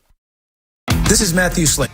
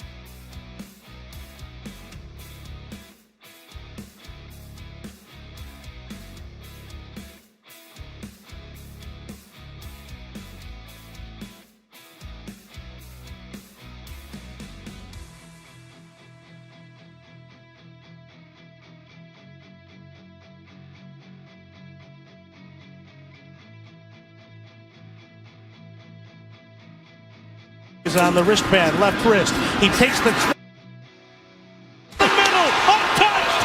Patriots add to their lead on Drake May's second touchdown of the afternoon. We got an ass whipping underway right here, folks. They go empty. Second and goal. Second and goal from the 5, empty. May knows it's man-to-man. And what they're telling him, hit the back foot and go. That's a called quarterback draw. Recognize it if you got it. Take it. They are running ahead of the Bills. So far ahead of them right now from a coaching perspective. May 14 zip. Someday at Christmas, man won't be boys playing with bombs like kids. Back here on the Shaws and Star Market Patriots postgame show. Nearly 30,000 people in Massachusetts don't have permanent housing. Heading Home is changing that. Get involved today at headinghomeinc.org. And we're back here with Greg Bedard of the Boston Sports Journal. Greg, I want to just get your take or reaction, I guess, on the way I kind of outlined this game earlier in the show. And I know we've sort of talked about it, but I thought that the Patriots winning every game the rest of the way was a little unrealistic. My problem, though, is how they lost this game. Had it gone sort of the way that the Chicago Bears and Green Bay Packers game last week went, where the Bears just came up one play short and Caleb Williams just couldn't quite make that play at the end to get them over the hump, that would have been okay with me. But the way they lost the game, the Patriots, in this one, in this spot, at home, 21-0, that spells a little bit more concern for me. Do you see it the same way, or am I completely off base with how I'm viewing this? Yeah, I don't mind your take. What's funny is that in preparation of the Patriots, winning this game, there's a column that I've done. I did in Green Bay. I did for the Globe at one point in time where I go back and I look at Super Bowl winning teams and like how long their winning streaks have been to win the Super Bowl, and it's really like, in the regular season, they average like 2.5 wins, and then 6 point something, like consecutive wins to win a Super Bowl. So, my column was coming like the Patriots need to lose a game here at some point to be better for it, because it's against all odds to win. They would have been 15, 16 games in a row if they were going to win a Super Bowl. I thought they needed to lose one at one point, but I kind of agree with you. The Bears and Caleb Williams, I thought showed me a lot in that Green Bay game. And, even though he didn't make the play at the end, you could see it. You were impressed with, going back and forth. But I would say it's a little concerning. Certainly the defense is very concerning, and what other teams might learn from watching. I thought the Bills basically did what I would do against the Patriots, is basically run my offense through the running backs and tight ends as far as passing and running, and put the onus on the linebackers and the safeties, and I think those guys combined for 13 catches for the Bills in this game. And it's a little appalling that the Patriots knew the Bills can't do anything outside of Josh Allen unless Cook and Kincaid and Knox are involved, and they still couldn't stop it. And I do think that there's some concern about, the weather sort of turned in the second half. So did Drake May's performance. Is that a coincidence, or is that something to be concerned about? Whereas Josh Allen got better in the second half in the weather that he's accustomed to. So a lot of questions, I think, abound out of this game. All right, Greg, I think we agree the defense gave up 5 straight touchdowns today and probably was the reason why they lost. I just wanted to look under the microscope a little bit more regarding Drake May and the opportunities late in the fourth quarter. There haven't been many, but this year in 4 starts, he's 1-3, trailing by 7 points or less in 4 games this year. The only win was against the Dolphins. They lost to the Raiders, Steelers, and today against the Bills. What do you see in these fourth quarter games when they trail by 7 or less and they're 1-3 in those spots? It's a good question, Joe. I think, I know listening to Sean McDermott after the game, he talked about, making the Patriots. The Patriots were successful in the first half because they were two-dimensional. They could run the ball. We finally saw Josh McDaniels bring out Drake May's designed runs on both of his touchdowns. The other one was also a designed run because Garrett Bradbury leaked out big time in the middle and was down the field. So it was a designed run on that as well. And, they were able to run the ball. I would say, look, TreVeyon Henderson, we all know he's the home run hitter. But you can't just, go for 1 and 2 yards and then, hope for a 50-yarder and hope for a 65-yarder, which was sensational. And his best run of his career. And that was not blocked well. And he still got 65 yards. So credit to him. But it just seemed like the Patriots, got one-dimensional.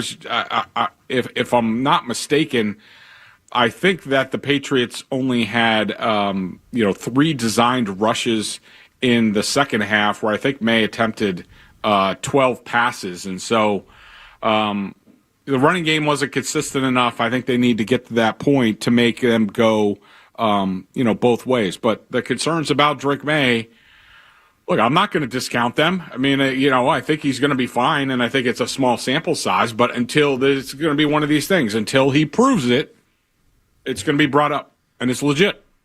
That was a great opportunity, though, for him to show something there. And like you said, it's going to have other opportunities. It doesn't mean he'll never be able to do it. Based on what you saw today from Drake Maye, and he's been in the MVP conversation all year, Greg, what happens to that conversation coming out of today's performance? I would probably say for today, I think Josh Allen sort of, nudges ahead of him. I mean, we'll see what happens with Stafford. I saw that they are losing their game. I still think it's Stafford at the top, but Drake Maye has another showcase game on Sunday night against Lamar Jackson, who it seems like he looked a little bit more like himself. I was just watching some of those plays to finish the game here, and what's interesting is that on the third down play, first of all, you had the Mac Hollins check down that was a little bit wide. Then Drake Maye scrambled for not much. The third down play, what's interesting is that if you remember, they had both backs on the field, and I think what they thought they were going to have was TreVeyon Henderson. They needed Stevenson on the field to pass block because Henderson isn't really great at that. They thought they were going to get Henderson one-on-one with a linebacker, but the Bills ended up switching it. Teron Johnson was the cornerback on TreVeyon Henderson, and for whatever reason, maybe they thought that they were going to get the linebacker on Henderson, but Maye was locked in on him where he had Kayshon Boutte underneath coming open across the field. And then, the fourth down play, not a whole lot open there. And so, a lot of information to be gleaned from that. All right, Greg, what about next week? How you feeling about the Baltimore game? Well, you guys, I don't know. Did you see any of it? I saw the pass to Zay Flowers on highlights, Mark. So that's the extent of my, Ravens analysis, which was a really nice pass. The Rams were losing. That was impressive. You saw that. Yeah, I did have a TV on here. I don't know why it turned off. It did have the Broncos game on. Well, I'll give you this. They rushed for 189 yards today. Derrick Henry had 100.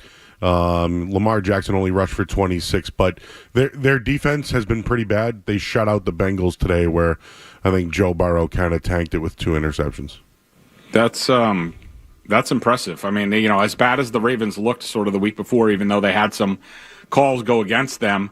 I can't wait. That's going to be a great game, and it's a great opportunity. I know Patriots fans are bummed, but you have to think. The only way you can think about it is, hey, as long as they learn the lessons from this and they're better from it, then it's worth it. And plus, the Broncos, I mean, everything's still in their grasp. The division, the number 1 seed, first round bye, that's all still there. If they learn from this and they're better against the Ravens and play us full 60 minutes. So you do see the Ravens game as a test next week, even though they're not the team we thought. Okay, so that's a test that they're going to have to deal with on Sunday Night Football. Especially it being on the road, but yeah, the Ravens are desperate. To blank the Bengals with Joe Burrow at quarterback anytime is impressive, and Henry's getting going. I think I viewed these two games as playoff tune-ups. and to test the team, get them ready for playoff football. And, all right, today didn't go well. Let's see what you do with number 2. All right, Greg. Well, we look forward to talking to you doing some, Felger Maz this week? Tuesday, back on Tuesday? I'm back on Tuesday. I think Paul Perillo is going to be in. Tony Maz. Okay. It's going to be interesting. All right, Greg Bedard of the Boston Sports Journal joining us. Thanks as always, Greg, for the time. Greg. And we'll talk to you Tuesday with Mike and whoever's on. All right. Sounds good. Thanks, We're gonna come back to your phone calls. Joe Murray's gonna have a headlines for us, but first, let's pause 10 seconds for station identification on the Safety Insurance 98.5 The Sports Hub Patriots Radio Network.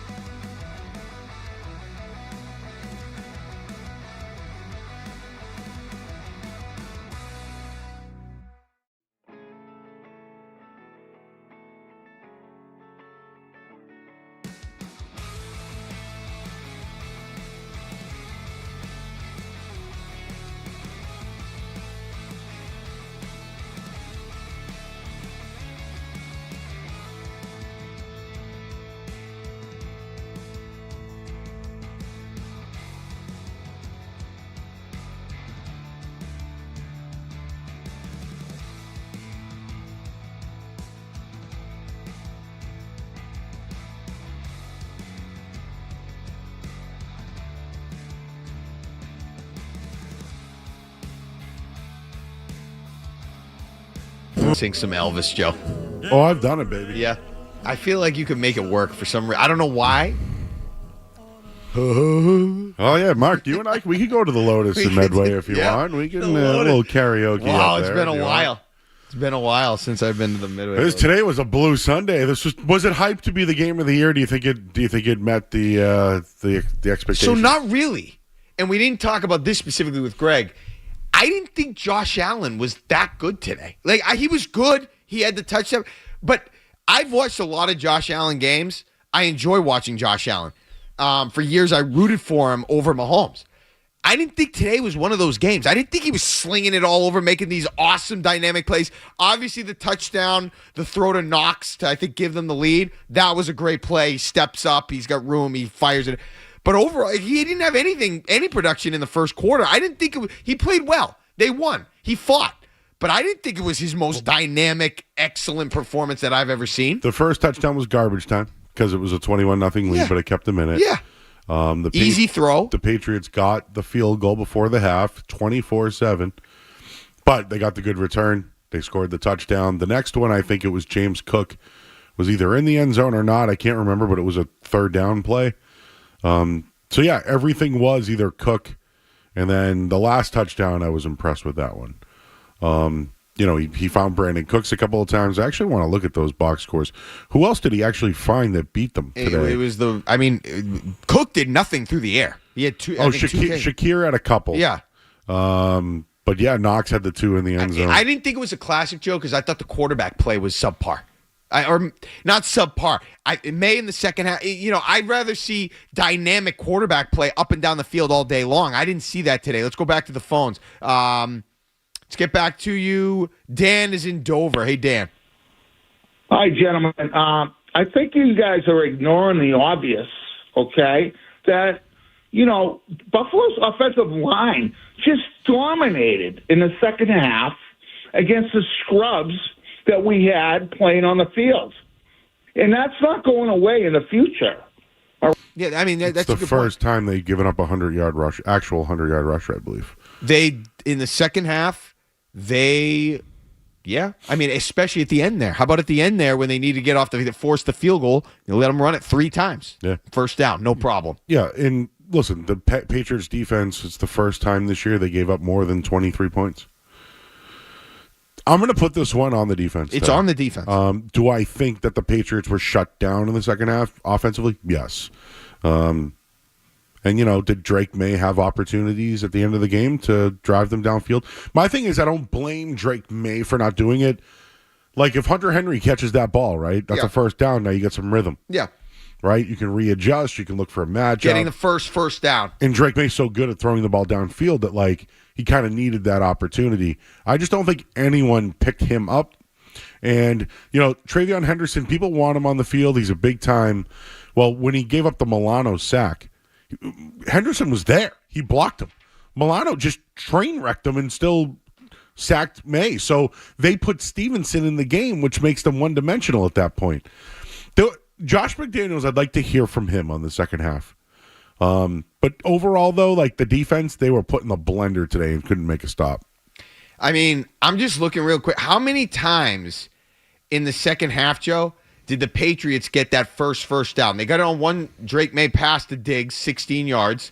But it was a lot. And then obviously the one play touchdown. But it was a lot of 3s and out. 3 or 4 and out. 1 drive, 2 drives, both of those, it was a 4th down at the end, and then 3 and out, -7 yards. They had the one play for the touchdown. They had 1 first down, it looks like, in the second half. They got into no rhythm. If he had gotten the first down a couple times, once or twice, maybe they get a little something going. They never established an offensive rhythm in the second half. The only time that the Patriots defense stopped Josh Allen was before the final drive of the game. Yeah, when they gave him the chance. It was the only time they stopped him. Yeah, we'll come back to that. And just so you know, the Patriots still had a chance to win the game. They didn't. Dan in the car. Hey, Dan. Dan-o. Hey, Dan. Hey, so the play, I think it was 3rd and 6, pass to Henderson. I think we should have run the ball there. We knew it was a 4-down territory. And instead, it was an incomplete pass, and I think on 4th and 6th, we ended up incomplete pass to Henry. But we knew it was 4-down territory. You run the ball there. Instead, we put ourselves in 4th and long, and it was impossible from there, and that was the end of the game. It's a fair second guess. I just think what disappoints me about that drive is because in order to get to the level you want to get to, you got to execute those drives. And Maye hasn't done that. Now, again, doesn't mean I'm trying to say it can't happen or I'm some prognosticator of doom or something, but that would have been nice after having him shown us what he's capable of and arriving this year, being in the MVP discussion. I would have liked a little bit more authority on that last drive. Show me a little something more. Let me ask you this. If it was the other way around, let's say the Patriots were up 35-31, 2 minutes to go, and Josh Allen has the ball in their hand. Do you feel like the Patriots defense could have stopped them? No. Not today. No. Do you think Buffalo felt that they could have stopped Drake Maye being up 35-31? Today, yes. Yeah, I feel like did you have a lot of confidence when he got the ball? No. Right in that moment, did you have confidence? But you know what, though? For 3 straight drives, I said, this is the Drake Maye drive here. And then Henderson had the touchdown. Then they got it again. They went 3 and out. So I'll be honest. Then they got it again. And I went, oh, there we go. When he got the ball with 1:50 or whatever it was, I was shocked that they couldn't find a rhythm, get a first down, and see what would have happened. I thought that this was going to be his time. Like, I thought he was going to bring them back. I did. I thought it was going to happen. I think if Henry comes down with that ball, they have a chance. Because they could have went for a deep shot. They could have tried to run the ball because they rushed for over 260 yards on Buffalo. And how many times did they rush it in the second half? How many times? I'll have to look up the numbers now. 617-779-0985. We'll go back to the phones when we get back here on the Sheldon Star Market Patriots postgame show on the Safety Insurance 98.5, the Sports Patriots Radio Network. This is Michael Winyu. Credit Union's Kids at Heart is once again funding research.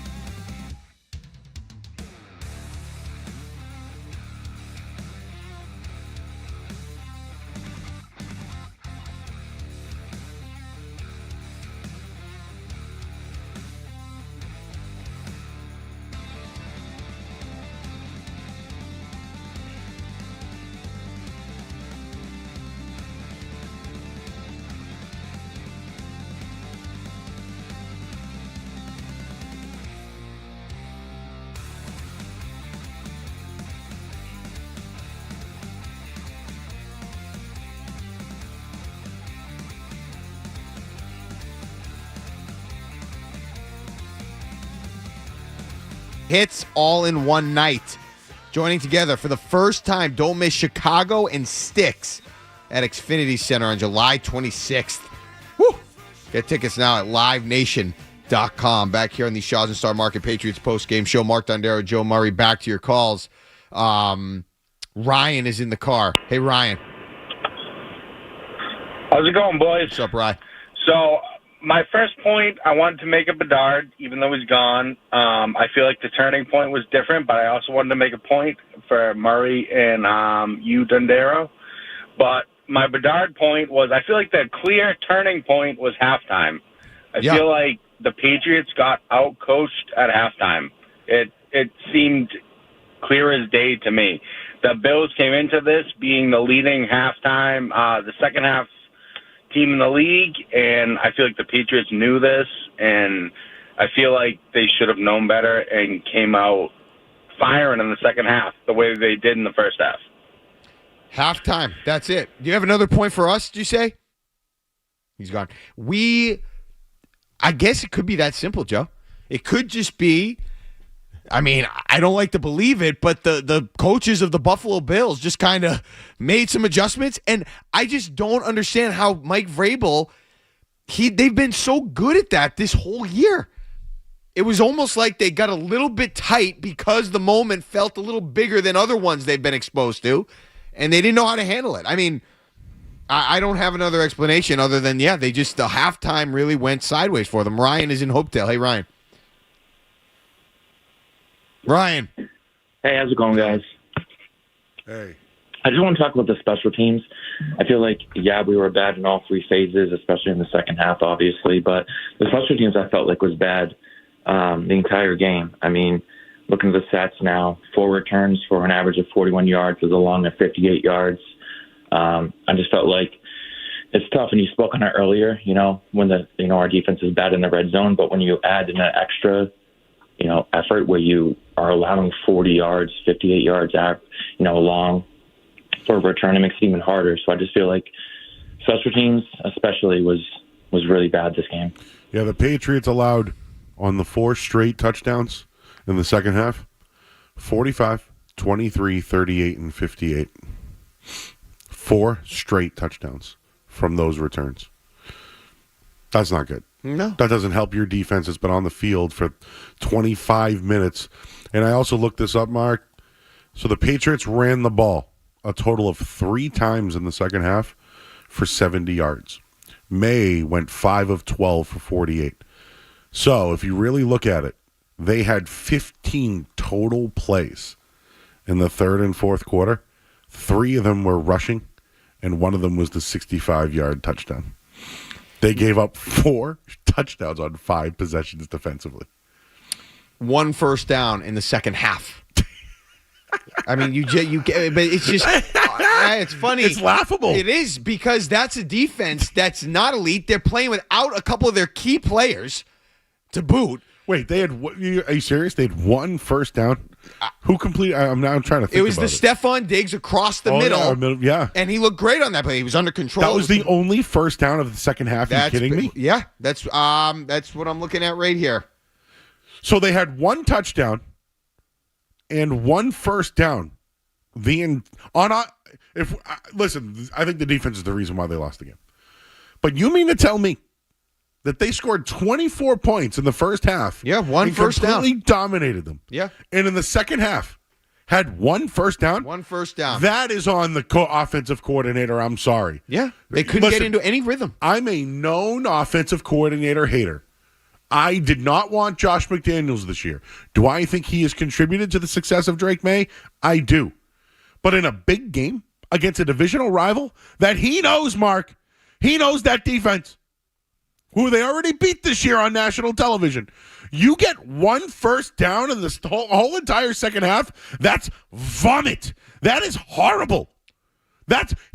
He should be taking responsibility for that. That's unacceptable. Now, the defense, clearly unacceptable. 1 first down after scoring 24 in the first half, I'm out. That is horrific. This is why I was talking about, or we brought up the vortex, because it was just, they could never get into rhythm. Buffalo comes out after the halftime. They get the long kick return, 6 plays, 44 yards, touchdown. Patriots, 3 plays, -6, punt.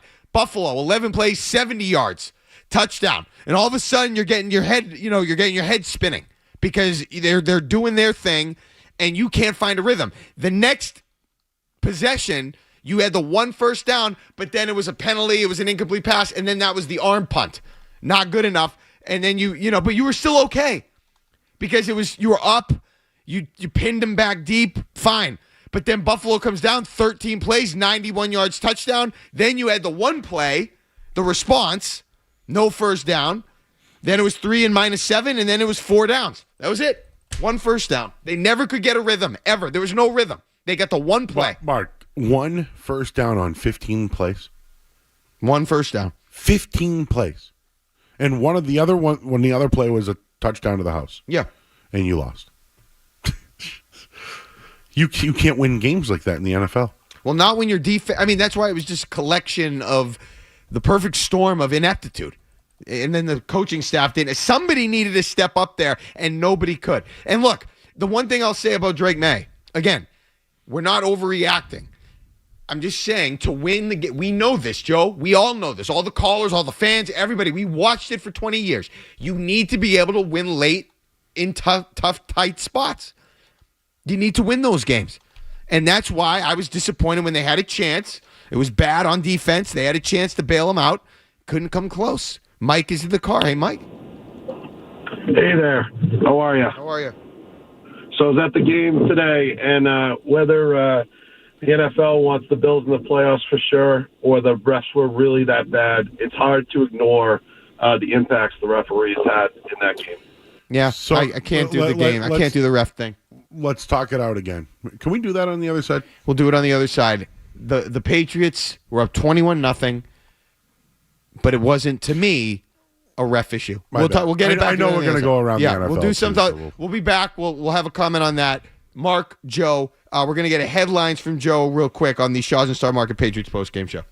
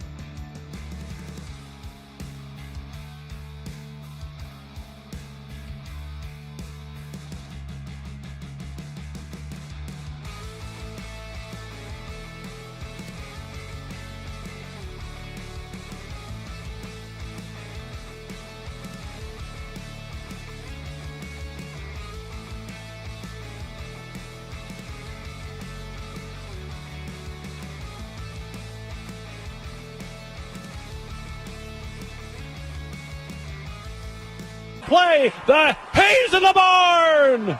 Courtesy of 98 Rock, WIYY. Did you see that video? The video of that play, Joe? That was smooth. Yeah, he handed it right off. That was a really nice, savvy play there by Kyle Van Noy. I'll never forget when I one time watched Matt Ryan throw an interception against for BC against Miami. Ed Reed ripped it out of the lineman's hands and took it 100 yards, and it always reminds me of that. Ed Reed.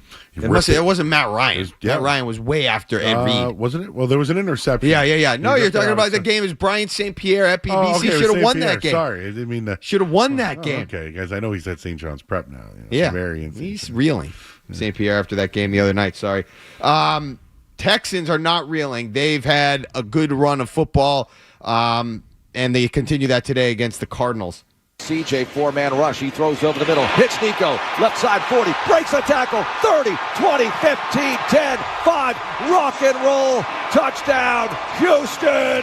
Fireworks early at NRG Stadium as Nico Collins takes it to the house. So I should have said, Joe, the Ravens did dispose of the Bengals 24-0, setting up the game next week with the Patriots. The Texans, once again, another impressive performance, 40-20 over the Cardinals. They were in control the whole way. That was courtesy of Sports Radio 610 in Houston. Are the Texans the biggest threat in the AFC right now? Well, defensively they are, and maybe C.J. Stroud's figured it out. He's won a playoff game, right? He has. I think he's won a couple. They're getting going at the right time. Let's see if I know the Colts are currently playing. See if they can hang on. We'll get to them in a bit. Stroud today, just for the record, 260 yards, 3 touchdowns, no interceptions. Sounds like he's figured something out, Joe. Is he the best? No. He's won a playoff game. He's feeling a little bit good. The defense is excellent. We'll see. History today. Well, actually, let's go to this game first. The Jaguars continuing to play well themselves against the Jets today. Dropping is Trevor. They swing it out of the backfield. This is Travis Etienne with running room 40, 35-yard line. Inside of it, stays on his feet, 30-yard line, 25. Along the near sideline, 10, 5, touchdown! Travis Etienne has scored again from 45 yards away. How good is that? Courtesy of Jack's Sports Radio 1010 XL. Jaguars all over the New York Jets today, 48-20. And I'm going to just say this, Joe. I'm starting to feel like the AFC is deeper than the NFC. The NFC, it's the Packers and the Rams to me. I don't really believe in Brock. I think the Niners, the Seahawks, Darnold, I've never been in that camp. I feel like there are teams in the AFC, when you combine potential quarterback play and defenses and the way they're playing currently, I think the AFC is a little deeper right now. Jacksonville, another team that could be dangerous. Your thoughts? I do. I actually, he's another guy who's won a playoff game, right?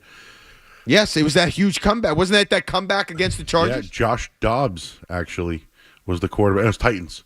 He threw. No, the Jaguars and Chargers. They had that. Oh, yeah. Wasn't there that ridiculous game a couple years ago? Yeah, that was a crazy game. But yeah, they beat they beat the Titans, but Trevor Lawrence threw 4 interceptions in the first half. That's right. Came back to win the game against Josh Dobbs. Okay. Yeah, you know what? We all sit here and say, "Oh, that team." The Patriots were that team today. They went up 24-7 and lost to a MVP candidate. Could one of these teams beat the Patriots? I think they could. Oh, they definitely could. I mean, look, we knew this. They've been playing the most consistent football, but they could be beat. Talk about consistency. The Kansas City Chiefs have been the model of consistent. However, there was some form of history made today in their game against the Chargers. Minshew stays in the pocket, throws a route to the left side. It's intercepted. He was trying to force it to Kelsey on a deep corner route at the 18-yard line, and Derwin James Jr. is going to seal the game and the season for the Chiefs. 96.5, the fan in Kansas City. The game-sealing interception. The Chiefs fall 16-13. I mean, we could do a whole show on this, but what happened to the Chiefs this year, Joe? And then Mahomes got hurt. Man, dark days. I should look up my Chiefs not to make the playoffs bet that everybody said was stupid.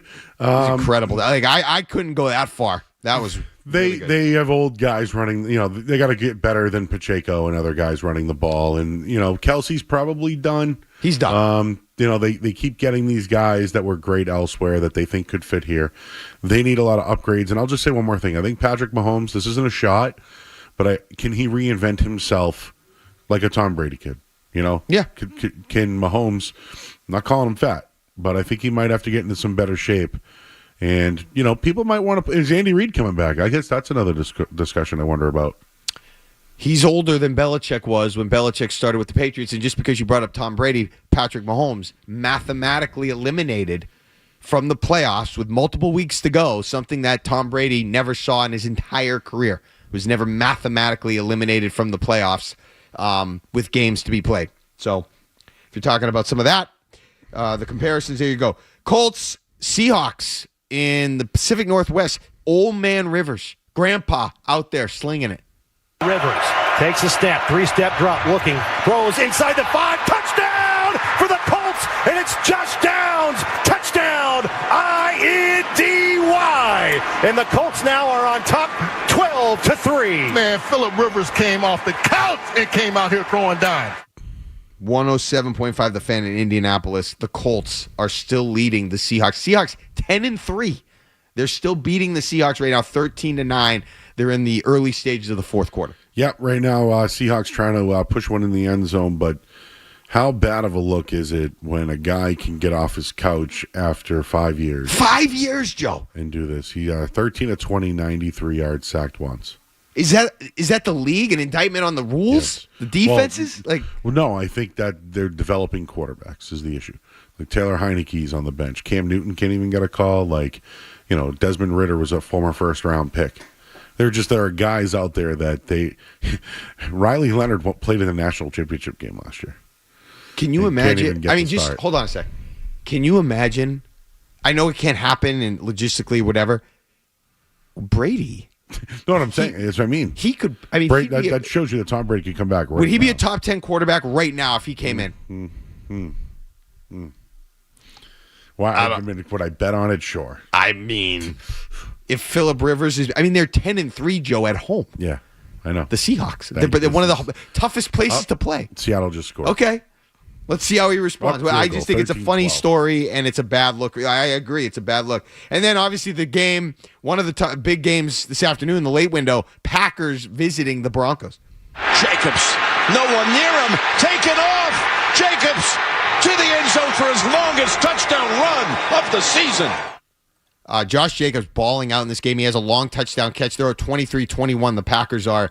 They're late in the third quarter. Quarterback slinging it. These are two teams that are for real. I've been higher on Bo Nix than a lot of people. Denver is going to be a problem in the playoffs, and the Patriots really could use the Packers to win this game. Yeah, Jake Love's also got a nice little run. He's rushed for 30 yards so far in this one. This one's going to come down to the Packers defense, and their defensive coordinator, Jeff Hafley, was the former Boston College head coach, and he's getting head coaching interviews, it sounds like, but this could be a huge win for them beating Denver. But how much would it hurt that the Patriots lost and potentially the Broncos lose at home as well? That was courtesy of Jim Nantz on CBS. Yeah, I think it's going to be huge. The Broncos have a tough, unfortunately for the Patriots, that game later, and I think it was week 17, was against the Chiefs, which I think will be a dog now. I don't even know if Mahomes will play. The Chiefs have nothing to play for. They're probably going to just get killed in that game, even though it's in KC. They have Jacksonville next week. That could be a big one. We'll see what happens with Green Bay here. If Green Bay holds on, that will then be an enormous game for the Patriots next week with the surging Jacksonville Jaguars. Okay. We'll wrap it up when we get back. We'll look ahead to the Baltimore game, and we'll kind of clean up any thoughts that we have to put a bow on this 35-31 Patriots loss to the Buffalo Bills at home. Mark Dondero, Joe Murray, the Shaw's and Star Market Patriots postgame show on the Safety Insurance 98.5 The Sports Hub Patriots Radio Network. Hi, this is Rob Dinkovich with exciting news. Pepsi, the official soft drink of the Patriots, has teamed up with the Shaw's and Star Market Foundation and 98.5 The Sports Hub for year 2 of Sacking Hunger. Every time New England records a sack, the Shaw's and Star Market Foundation's Nourishing Neighbors Initiative will donate $1,000 to the Boys and Girls Clubs of Boston, up to $50,000 to help end hunger. Learn more at 985thesportshub.com/sackinghunger. Driving in a Honda Wonderland. It's that time of year again. Happy Honda Days, where you can drive in a Honda Wonderland of your own with a great offer on a fun-to-drive new Accord, Civic, CR-V, or HR-V For a limited time, well-qualified buyers can get a 3.99% APR on a 2025 Accord or a 2026 CRV, a 4.99% APR on a 2026 Civic, or a 3.49% APR on a 2026 HRV.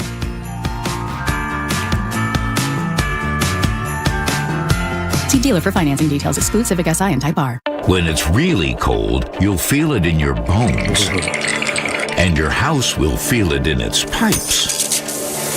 Of course, if your pipes burst, you're going to feel it in your wallet, too. That's why Safety Insurance offers discounts to Massachusetts and New Hampshire homeowners if you have water leak devices or freeze detection systems. It's smart to think safety first. Ask an independent agent about Safety Insurance. We'll help you manage life storms. At Citizens, we help make sense of your money and all your money questions. Is there a right way to prep for my future? Do I keep renting or finally buy? How big of a nest should my nest egg be? Is cash still king? If money talks, what's it say to me? Can I become king of the hill in Beacon Hill? Whatever money questions you have, Citizens has the answers. Make sense of your money at citizensbank.com/made-ready. Member FDIC. 'Tis the season to celebrate in style at the Haven Country Club in Boylston. Whether it's your company holiday party or a special bridal or baby shower, they'll make it unforgettable. Space is still available. Visit thehavencountryclub.com to book today. That's thehavencountryclub.com. When it comes down to finding the lowest price on Michelin winter tires, nobody beats Town Fair Tires' guaranteed lowest price. And when it comes to free services, nobody gives you more free services on your Michelin winter tires than Town Fair Tire. So why look for Michelin winter tires anywhere but Town Fair Tire, where you always get the guaranteed best deals? Nobody beats a Town Fair Tire deal. Nobody. Name brands at discount prices. Town Fair.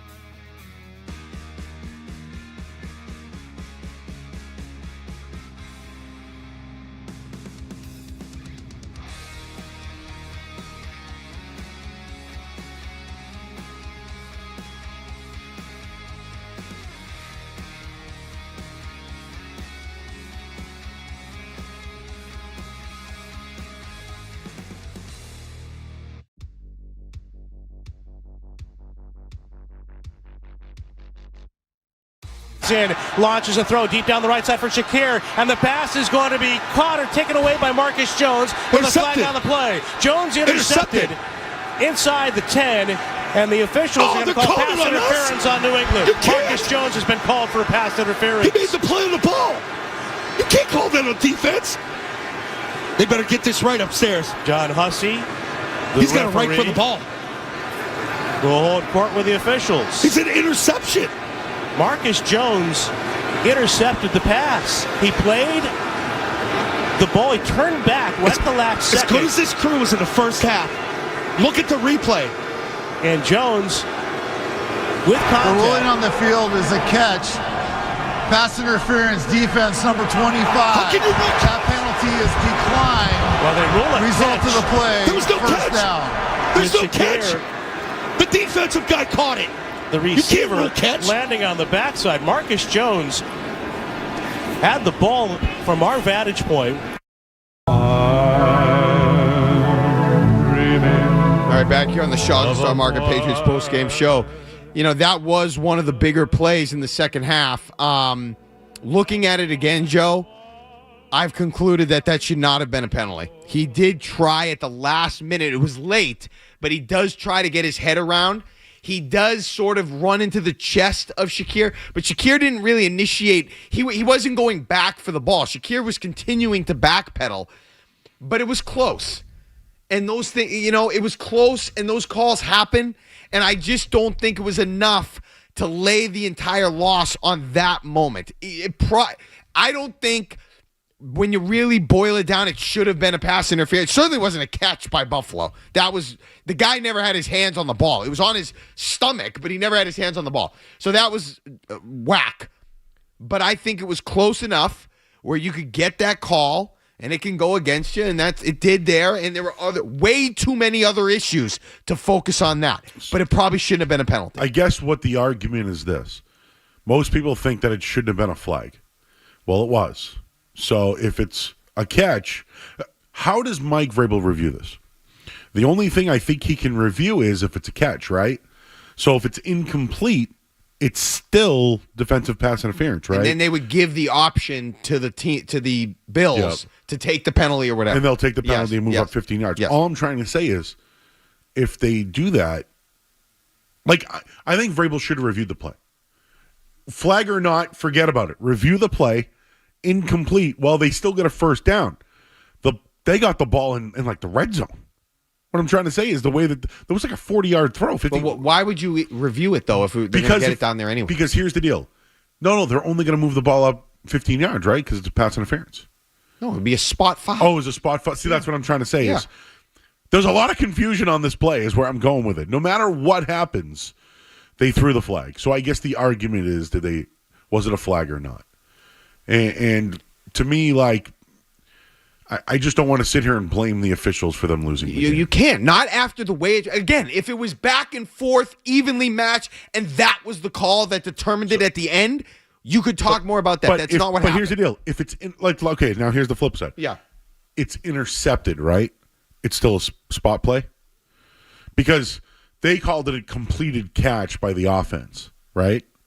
Well, if it's an interception, it's still a spot foul. I mean, they might have saved if the foul occurred 4 or 6 yards in front of where the ball was caught. Maybe they save a little yard. So no matter what, the ball's there first. Down there, if that's where it was last minute. He ran into him. So and then he caught the ball. So the discussion is, was it a flag or not? Was it a flag or not? That's the big discussion. And I don't think it was. But again, when you give up 5 straight touchdown drives, when you get 1 first down in the second half, it doesn't come down. You're up 21-0.